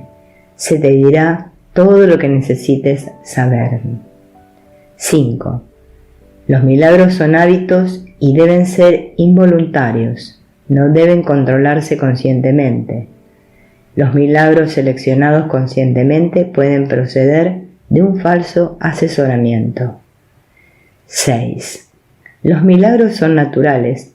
Cuando no ocurren es que algo anda mal. Sonó el teléfono y se interrumpió el dictado. Helen no volvió a oír la voz, hasta que aquella noche en su casa continuó dictando exactamente donde había acabado, en el principio 7 de los milagros. Aquella noche Helen acabó de anotar los 50 principios de los milagros con los que comienza el texto. Aunque se negaba a leer lo que había escrito, estaba anonadada. No tenía ni idea de lo que era un curso de milagros y por lo que ella sabía, podía haberse limitado a aquellos 50 principios, pero de lo que sí estaba segura es que aquel material surgía de una fuente muy autorizada en la que ella no creía intelectualmente. Así empezó la transmisión real del material que Helen anotó en más de 200 cuadernos a lo largo de un periodo de 7 años y medio. Para Helen la situación era muy paradójica. Por un lado, se sentía resentida con la voz, ponía pegas a tomar notas, tenía muchísimo miedo del contenido y, para continuar, tuvo que superar sus enormes resistencias personales.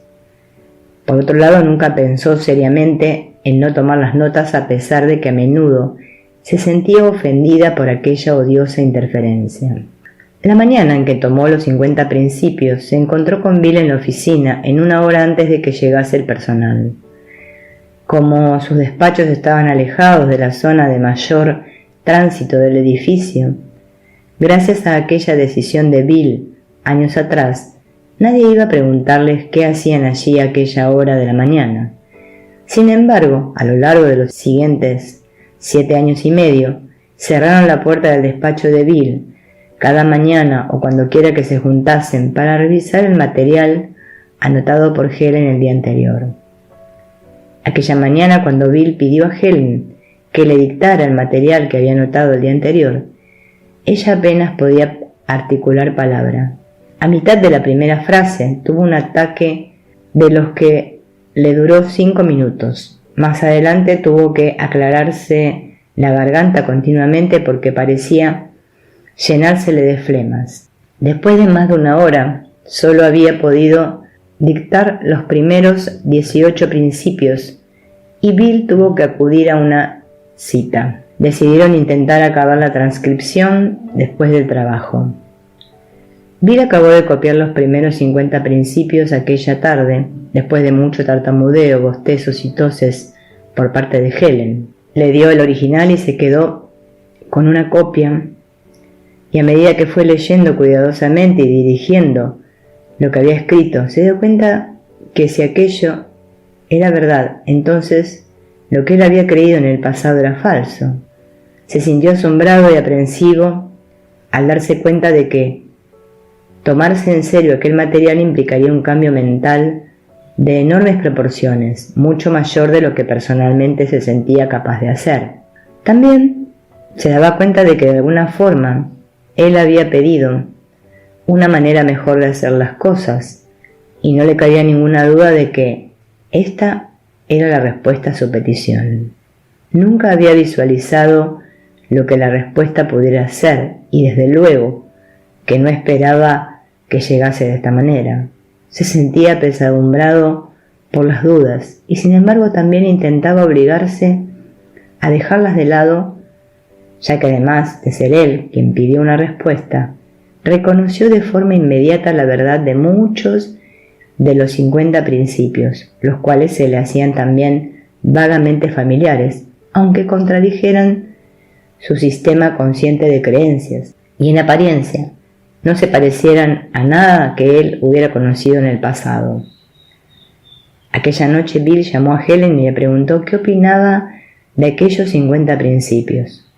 Ella respondió que no los había releído, que no tenía interés en hacerlo y que el hecho de haber accedido renuentemente a tomar las notas no significaba que tuviera que leerlas, pensar sobre ellas, comentarlas o creerlas.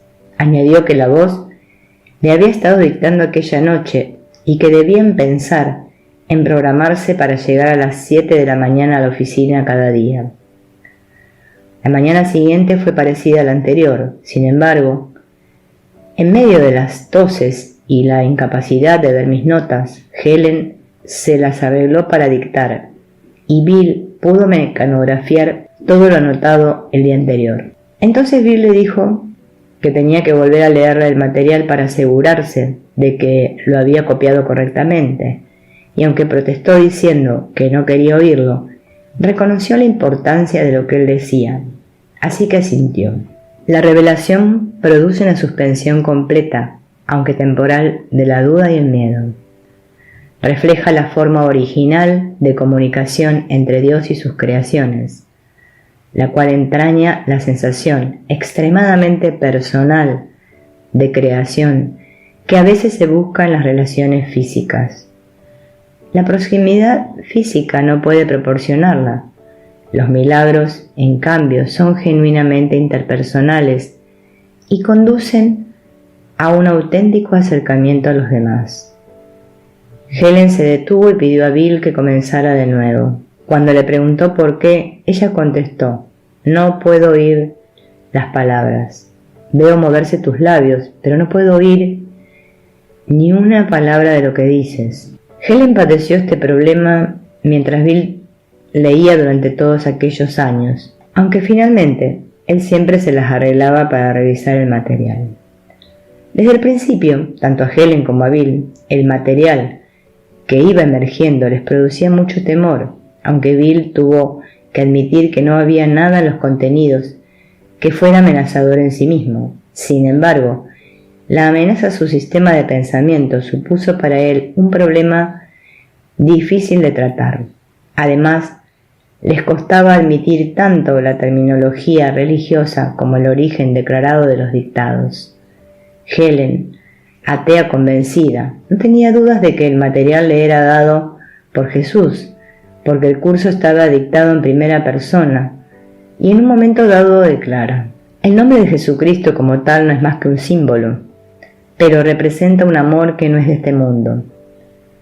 Es un símbolo que se puede usar sin riesgo para reemplazar a los innumerables nombres de todos los dioses a los que imploras. Este curso procede de él porque sus palabras llegan a ti en un lenguaje que puedes amar y comprender. Después de los primeros 10 días, Bill llevaba escrita 14 páginas, pero cuando se encontró con Helen la mañana siguiente, ésta no tenía nuevo material que leerle. Como ninguno de ellos sabía lo que era un curso de milagros o lo que tardaría en escribirse, Bill se preguntó si el curso ya estaría acabado. Helen dijo que no lo estaba, pero que se negaba a seguir transcribiéndolo hasta que supiera para qué era.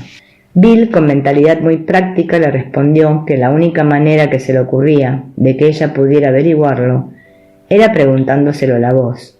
Si no te lo dice, obviamente no quiere que sigas. Este pensamiento infundió esperanza a Helen y decidió preguntar aquella noche. Esta es la respuesta que recibió. La situación se deteriora hasta extremos alarmantes. Gente de todo el mundo llamada a ayudar y están haciendo sus contribuciones individuales como parte de un plan global predeterminado. Una parte de este plan es la transcripción de un curso de milagros y yo estoy haciendo mi parte del trato como tú cumplirás con la tuya. Utilizarás habilidades que aprendiste hace mucho y que no estás preparada para volver a usar. Sin embargo, debido a una enorme urgencia, el lento proceso evolutivo está siendo sobrepasado por lo que podríamos llamar una aceleración celestial. Un viaje sin distancia, por Robert Schoch. Helen pudo sentir la urgencia subyacente en esta explicación, aparte de lo que pudiera haber pensado sobre el contenido. Tuvo una intensa sensación de que lo que se le hacía saber era que no quedaba tiempo. Haciendo algo muy poco habitual, releyó el mensaje y al acabar, supo que a algún nivel que no comprendía, se había ofrecido voluntariamente para hacer este trabajo. Aquello le pareció tan extraño que se dispuso a tirar el cuaderno de notas a la papelera. Sin embargo, le vino a la mente algo como un recuerdo largamente olvidado, en el que decía: «Desde luego que iré, padre. ¿Es para tan poco tiempo?». Aún no estaba del todo satisfecha y una vez más intentó renunciar a su posición. «¿Por qué yo?», preguntó. «No soy religiosa, no entiendo estas cosas, ni siquiera las creo.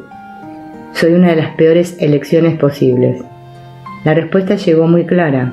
«Por el contrario, eres una opción excelente, de hecho eres la mejor». «¿Pero por qué?», preguntó angustiada. Y entonces, sin sombra de duda, escuchó la respuesta: «Porque lo harás». Helen no pudo responder a esto. Sabía que la voz tenía razón. Sabía que ella lo haría. Desde aquel momento el futuro de un curso de milagros ya estaba en su sitio. Helen lo transcribía hasta el final, aunque protestara en voz alta durante todo el proceso. Aunque de alguna manera Helen estaba predestinada a escribir el curso, no se puede decir que fuera una partícipe que cooperase del todo voluntariamente. Una mañana, 2 semanas después de que hubiera comenzado a transcribir el texto, Bill sacó la hoja de la máquina de escribir y, según habían acordado, comenzó a leérsela a Helen. Cuando acabó, le preguntó qué era lo que significaba para ella una frase concreta del escrito.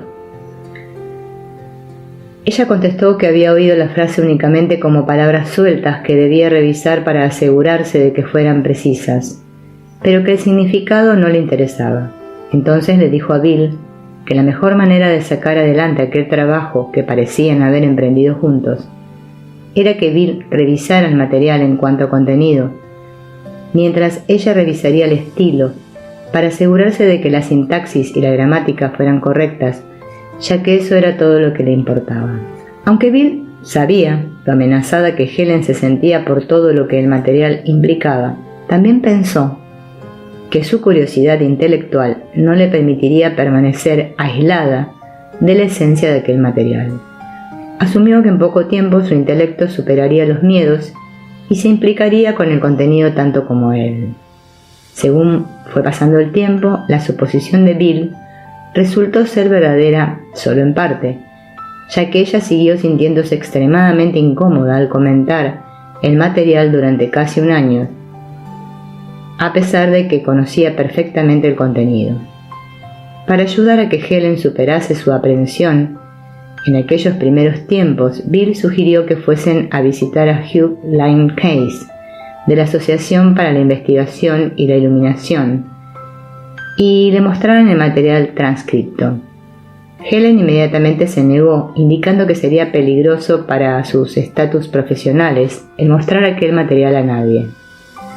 Después de algunas semanas, Bill logró convencerla de que podría ayudarles mucho saber lo que Hugh Lynn Case pensaba del material, ya que su trabajo le había puesto en contacto con muchas experiencias paranormales parecidas. Finalmente accedió a que Bill le mostrara lo que habían escrito con la condición de que el encuentro fuera confidencial.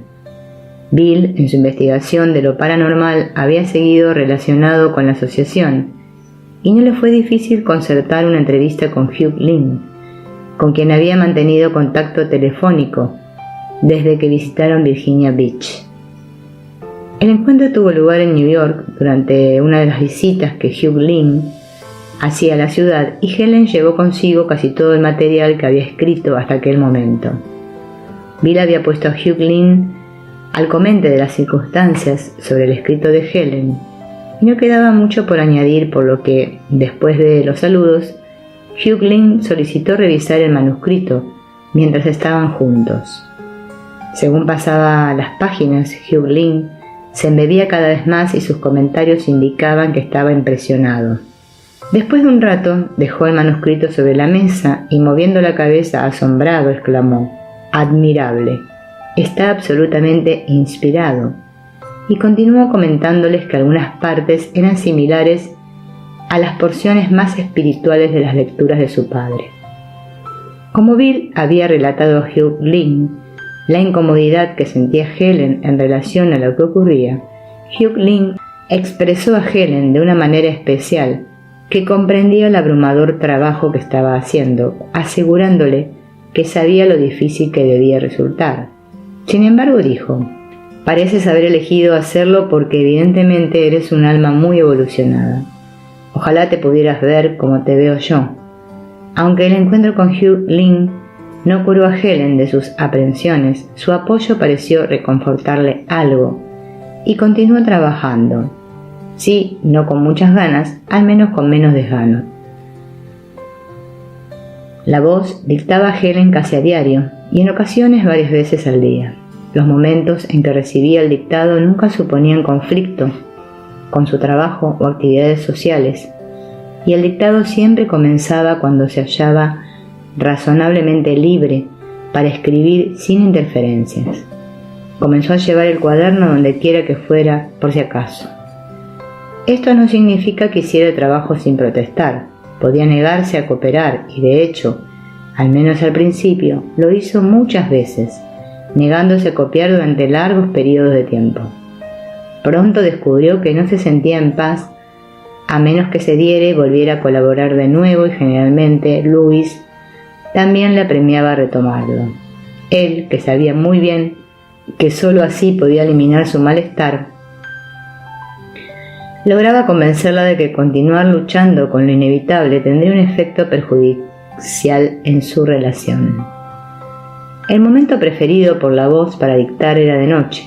Helen se quejaba amargamente porque la escritura no era automática, sino que siempre necesitaba de toda su cooperación, y se lamentaba de que sus noches le fueran usurpadas. A menudo se iba a la cama sin escribir en un arrebato de rebeldía, pero entonces no podía dormir y tenía que volver a levantarse a pesar del disgusto y escribir tal como se le había ordenado. A veces estaba tan cansada que tenía que volver a dormir después de haber escrito unos pocos párrafos. Sin embargo, entonces se sentía obligada a continuar a la mañana siguiente, antes del desayuno,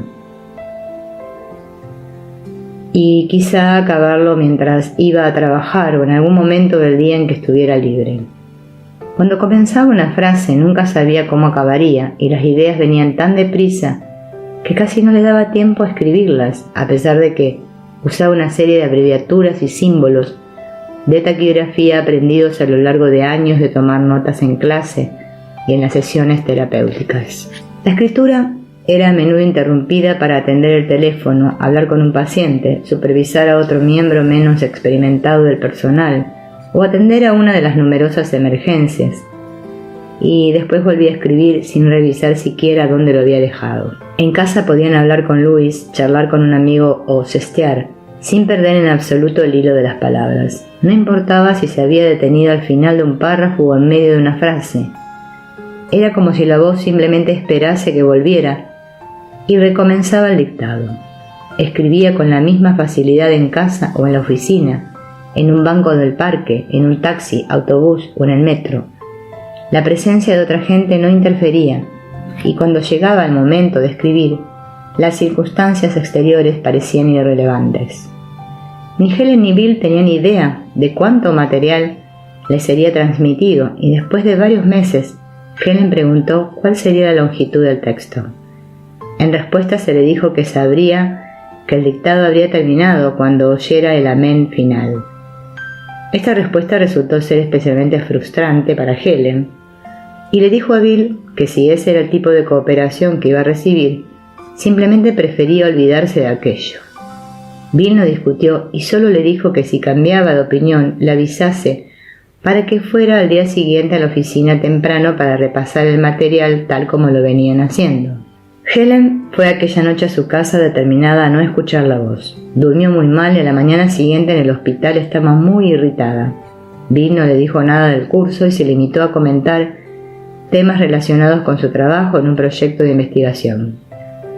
Pasaron 3 días antes de que Helen reconociera que su insomnio y su malestar estaban relacionados con su negativa a escribir.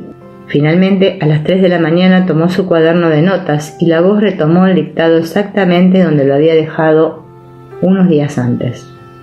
Este tipo de episodio siguió ocurriéndole de manera intermitente, a pesar de saber que cuando se negaba a escribir el curso se sentía deprimida. Seguía amenazando periódicamente con dejarlo, aunque su periodo de retirada más largo duró casi un mes. Bill nunca consideró seriamente que no acabaría su tarea, y básicamente sabía que sus enfados suponían solamente un retraso. A medida que el material del curso siguió fluyendo, Bill siguió estudiándolo y se fue dando cuenta de que los escritos espirituales o místicos no le eran familiares, ya que muchas de las referencias a las que el curso aludía le eran desconocidas. Siempre había asociado las enseñanzas espirituales con la religión formal y no conocía la tradición mística. Concluyó, por tanto, que, para poder evaluar y considerar el curso con seriedad, tendría que hacerse con amplios conocimientos sobre las religiones del mundo e incluso sobre las prácticas místicas, porque percibió con claridad que aunque el curso no era una religión, sus cimientos eran fundamentalmente metafísicos. Inmediatamente comenzó a leer ávidamente todos los libros a su alcance que estuvieran relacionados de una u otra manera con las disciplinas místicas, y con ellos se fue haciendo una vasta biblioteca. Intentó compartirla con Helen, pero ella no quería saber nada del tema, aunque se alegraba de que Bill estuviera tan interesado, porque cuanto más aprendía él, más se aseguraba ella de que lo que estaban haciendo no era algo extraño, sino consecuente con las enseñanzas filosóficas más profundas y con los escritos espirituales orientales y occidentales. Unas 6 semanas después de que comenzaran las sesiones en que mecanografiaban el texto, Helen se dio cuenta de que Bill sacaba 2 copias en vez de una. Cuando se lo comentó, Bill le dijo que un colega suyo estaba interesado desde hacía varios meses en discutir de temas religiosos con él. En un principio no le había interesado discutir de temas filosóficos o de la búsqueda espiritual, y por tanto no había tenido nada que comentar con él. Sin embargo, ahora, dijo Bill, siento que John debe conocer esto y que debemos compartirlo con él. Inmediatamente Helen se opuso a aquella idea con vehemencia, señalando que lo que hacían era muy sospechoso desde el punto de vista psicológico, que la gente pensaría que estaban locos y que sus puestos de trabajo estarían en peligro si alguno de sus colegas profesionales se enterase. Bill aseguró que John estaba muy interesado en la filosofía de la religión, que nadie iba a enterarse, que comentar el material con él sería muy beneficioso para ellos dos. Al final, a pesar de sus recelos, consiguió convencerla. Aquella mañana Bill fue a la oficina de John y le contó todo lo que había estado ocurriendo. John se sintió intrigado y deseoso de empezar a leer el material. A partir de entonces, John comenzó a ir cada mañana a las 8 a la oficina de Bill a recoger la hoja mecanografiada el día anterior, y entonces Bill la leía en voz alta y la comentaba durante el tiempo que tuvieran libre. John, que había crecido en una familia baptista, había leído mucho sobre la religión, y sus aportaciones y comentarios fueron de gran ayuda para que Bill pudiera tener una visión en perspectiva del material. Cuanto más leía y más comentaba el material con John, más cuenta se daba Bill de que el curso estaba absolutamente inspirado y que sería una gran ayuda para mejorar y sanar relaciones conflictivas. A medida que el curso se iba haciendo más extenso, Bill se dio cuenta de que evidentemente era la ayuda que había pedido, un material que le señalaba cómo podía encontrar una forma mejor de vivir en el mundo. Obviamente el primer lugar por donde empezar a aplicarlo era con Helen.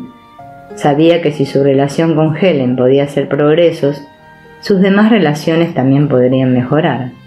Tanteó a Helen, sugiriéndole que el material podía ayudarles a mejorar su relación, pero ella reaccionó con mucha determinación, comenzando a reñirle por ser tan inocente, y la acusó de diversas faltas y defectos que siempre había visto en él. Bill reaccionó instintivamente acusando a Helen, y exponiendo sus defectos de la misma forma que lo había estado haciendo en los últimos años. Pero entonces se acordó de la causa por la que había sacado el tema en un principio y dejó tanto de atacar como de defenderse. Al poco tiempo, Helen acordó discutir con él al menos algunos temas del escrito, con el objetivo no solo de comprenderlos intelectualmente, sino de ponerlo en práctica en la vida diaria. No fue una tarea fácil. Helen seguía teniendo una enorme resistencia a comentar el material, y aunque Bill la apreciaba mucho, no podía pasar por alto los aspectos de su personalidad y de su comportamiento que más le irritaban. Esto no significa que la relación no mejorara, pues hubo una mejora casi milagrosa en todo lo relacionado con la transcripción del curso.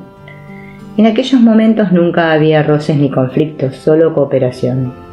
Era como si se juntaran para producir algo muy sagrado, algo que no permitía que interfirieran los conflictos habituales de la personalidad, y cuando compartían un pasaje especialmente hermoso y conmovedor, en aquellos momentos parecía que su relación estaba realmente cicatrizada. Esto ocurrió por primera vez cuando llegaron a lo que más tarde comprobaron que era la mitad del texto. Una noche Helen estaba anotando lo que le dictaba la voz cuando se dio cuenta de que no tenía ningún sentido. Se puso muy nerviosa porque pensó que al final se había vuelto loca. Protestó a la voz diciéndole que lo que decía no tenía ni pies ni cabeza, pero ésta le respondió con mucha calma, diciéndole que escribiera lo que oyese y asegurándole que por la mañana entendería las palabras perfectamente. No se sintió reconfortada, pero efectivamente tomó las palabras tal como las escuchó, aunque estaba segura de que lo que escribía no tenía sentido. Cuando se encontró con Bill por la mañana, le contó sus peores temores, que aunque la voz le aseguraba lo contrario, estaba segura de que lo que le iba a leer no tenía ningún sentido. Después de dictar lo que había escrito la noche anterior, Bill se lo leyó. Y Helen escuchó con una mezcla de preocupación e inquietud. Esto es lo que Bill leyó. Perdónanos nuestras ilusiones, Padre, y ayúdanos a aceptar nuestra verdadera relación contigo, en la que no hay ilusiones y en la que jamás puede infiltrarse ninguna. Nuestra santidad es la tuya. ¿Qué puede haber en nosotros que necesite perdón si tu perdón es perfecto? El sueño del olvido no es más que nuestra renuencia a recordar tu perdón y tu amor. No nos dejes caer en la tentación, pues la tentación del Hijo de Dios no es tu voluntad. Y déjanos recibir únicamente lo que tú has dado y aceptar solo eso en las mentes que tú creaste y que amas. Amén. Bill no pudo acabar sin que le temblara la voz. Miró a Helen y se sorprendió al ver que tenía los ojos llenos de lágrimas. Instantáneamente ambos reconocieron con claridad que lo que Helen no había querido escribir el día anterior era la versión del curso del Padre Nuestro, y aunque no pronunciaron una palabra, los dos se sintieron más unidos que nunca. La transcripción del texto continuó durante algo más de un año, y durante aquel tiempo Bill intentaba seguir los principios del libro en el trato con todas sus relaciones, a pesar de que su departamento seguía carente de presupuesto y no encontraba un canal claro para solucionar el problema. Sus relaciones personales en el hospital, al igual que las relaciones del personal entre sí, mejoraron radicalmente. Había mucha más cooperación, menos competencia, y en general se mantenía una atmósfera agradable, que Bill, sin dudarlo, atribuía a la mejora que suponía la determinación de mirar las cosas de forma diferente, tal como el curso le había enseñado. Sin embargo, había un área en la que seguía sin ver resultados positivos estables: el área de su relación con Helen. Hicieran lo que hicieran, trabajar en un informe de investigación, configurar una propuesta de beca o simplemente ir a comer juntos, lo que hacían todos los días laborales, parecían incapaces o al menos muy poco dispuestos a verse de manera distinta como lo habían hecho en el pasado. Podían pasar horas criticando mutuamente sus escritos, amistades y hábitos respectivos, pero paradójicamente cada uno de ellos podían ser de enorme ayuda para el otro, tanto en el campo profesional como en la vida personal. Sin las propuestas de Helen en relación a los procedimientos administrativos del departamento, que Bill, aunque con reservas, acababa siempre por aceptar, este no hubiera podido incrementar su eficiencia como lo hizo, y sin el constante apoyo profesional de Bill, Helen no hubiera podido quedarse en el hospital y desarrollar la excelente labor clínica que realizó. Mientras Bill parecía obtener resultados positivos en sus relaciones difíciles, Helen parecía tener muchos más problemas al tratar de poner en práctica los principios, lo que sin duda se debía a su incapacidad de abandonar su resistencia básica a transcribir el curso. A lo largo de 7 años que duró la transcripción, el intenso temor que Helen sentía en un principio fue cediendo. Pero había una parte de su mente que simplemente no le permitía acostumbrarse a la idea de ser un canal para la voz. Aunque había momentos que al escribir se sentía transportada, esos momentos eran muy breves y espaciados. La mayor parte del tiempo se mostraba fríamente descreída, suspicaz y temerosa. Sin embargo, a lo largo de todo el proceso en esta área, siempre tuvo el apoyo incondicional de Bill, que la tranquilizaba en los momentos de mayor temor y le tomaba el pelo cuando se ponía muy obstinada. Además, su marido siempre mostró una actitud muy colaboradora. A las pocas semanas de comenzar la escritura, Luis le preguntó en qué estaba trabajando ella. Con muchos recelos decidió decirle la verdad. Su reacción fue más que tolerante, a pesar de que los contenidos le hacían sentirse un poco incómodo, por lo que ella dejó de mostrárselo. Él la animó a que se implicara, y el proceso mismo no le producía ansiedad. Obviamente, sin la ayuda de estos dos hombres, Helen no hubiera podido acabar su tarea. En el momento en que Helen comenzó a sentirse menos incómoda con los conceptos del texto, comenzó a cambiar algunas palabras, aquí y allá, que le parecían inconsistentes con los conceptos básicos del material que había estado anotando. Generalmente se sentía el apremio de volver a poner las originales y acababa haciéndolo a los pocos días. Si no lo hacía, el temor le seguía inquietando hasta que por fin las cambiaba. Además, pronto se dio cuenta de que las palabras originales no estaban tomadas al azar, sino que estaban elegidas con mucho cuidado. A veces, lo que en principio le parecía inconsistente, acababa siendo explicado y las palabras que en principio parecían confusas eran necesarias para una explicación subsiguiente. Otras veces, ideas expresadas con palabras muy concretas volvían a ser expresadas más adelante en contextos que ella no había tomado en consideración y por tanto, si los cambios que ella quería introducir hubieran prevalecido, hubieran disminuido la consistencia de los pensamientos en vez de aumentarla. Un día, unos 2 años después de que comenzara a transcribir el curso, Helen se dio cuenta de que mucho del material que estaba tomando entonces era poético. Echó una ojeada a las últimas páginas escritas y le dijo a Bill que una buena parte del material más reciente estaba escrito en verso libre, yámbico, pentamétrico, al estilo de Shakespeare. ¿Cuánto crees que está escrito así de lo que ya has tomado?, preguntó Bill. Me encanta la poesía. Bill sacó las aproximadamente 500 páginas que tenía mecanografiadas y comenzó a hojearlas, y para su sorpresa, muchas de las partes revisadas estaban escritas con esa misma métrica poética. No podía creer que llevara tantos meses oyendo, leyendo y escribiendo el material sin haberlo notado, y aquella noche comenzó a releerlo desde el principio. La primera parte estaba escrita en prosa, y se preguntó dónde habría tenido lugar el cambio. Pasaba las páginas revisando brevemente y siguiendo adelante hasta que le pareció encontrar el lugar en que el texto se deslizaba hacia la forma de verso libre, unas páginas antes.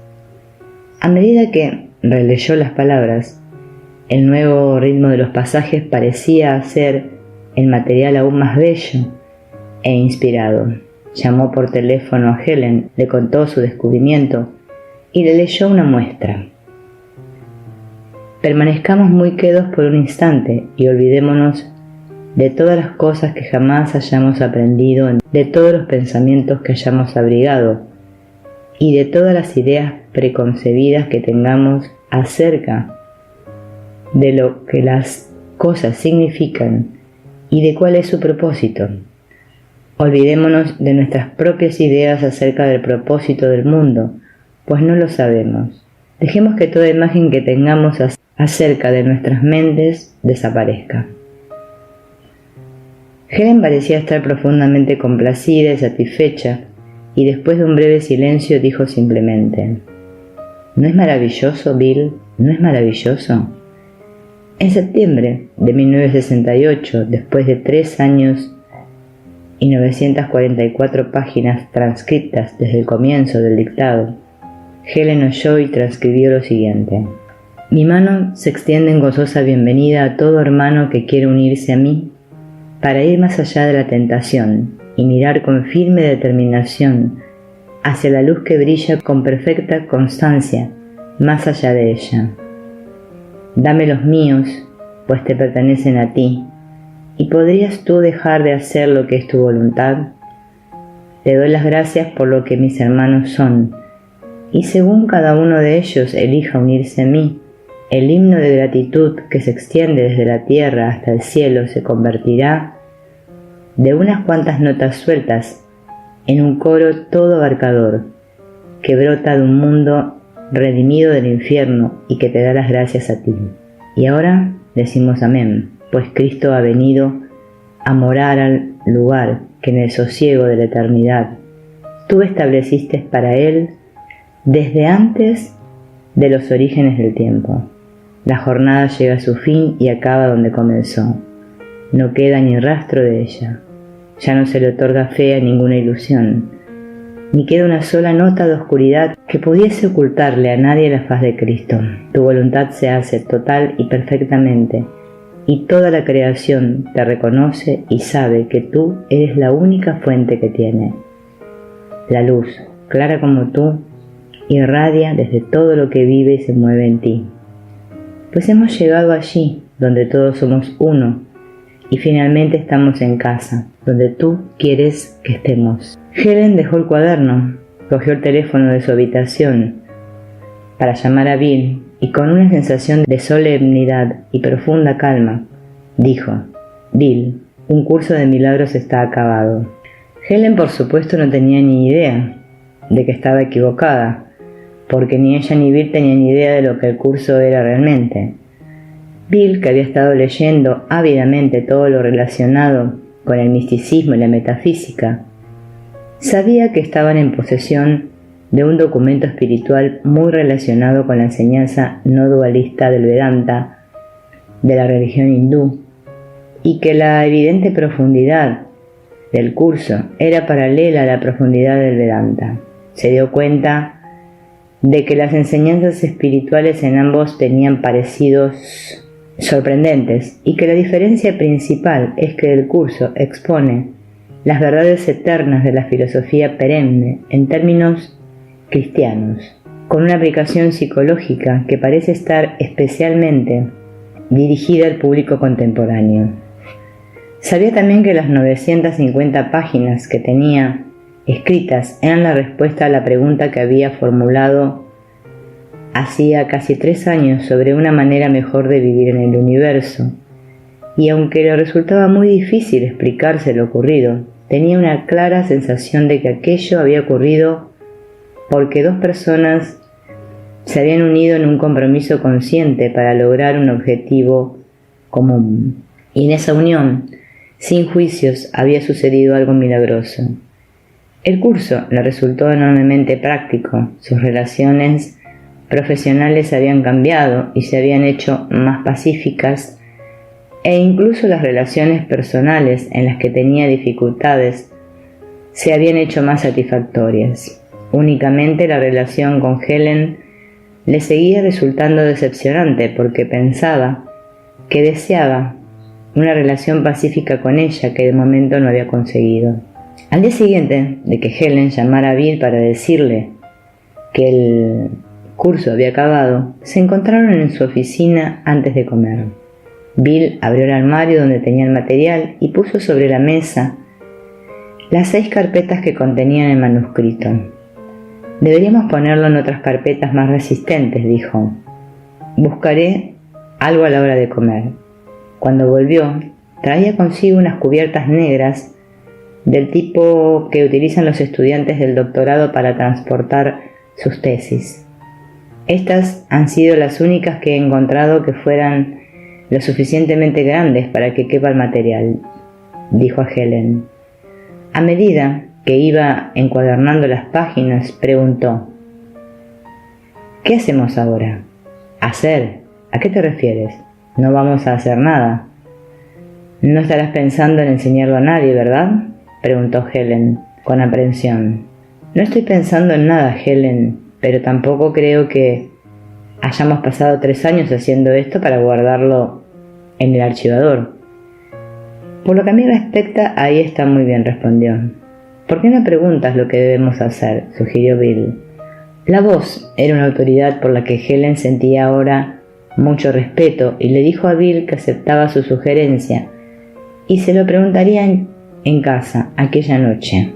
Entretanto, sin embargo, quería asegurarse de que Bill estuviese de acuerdo en no enseñar el material a nadie. Evidentemente él estaba de acuerdo porque, al igual que Helen, sentía que sus carreras profesionales se verían amenazadas si se divulgase la verdadera historia del curso.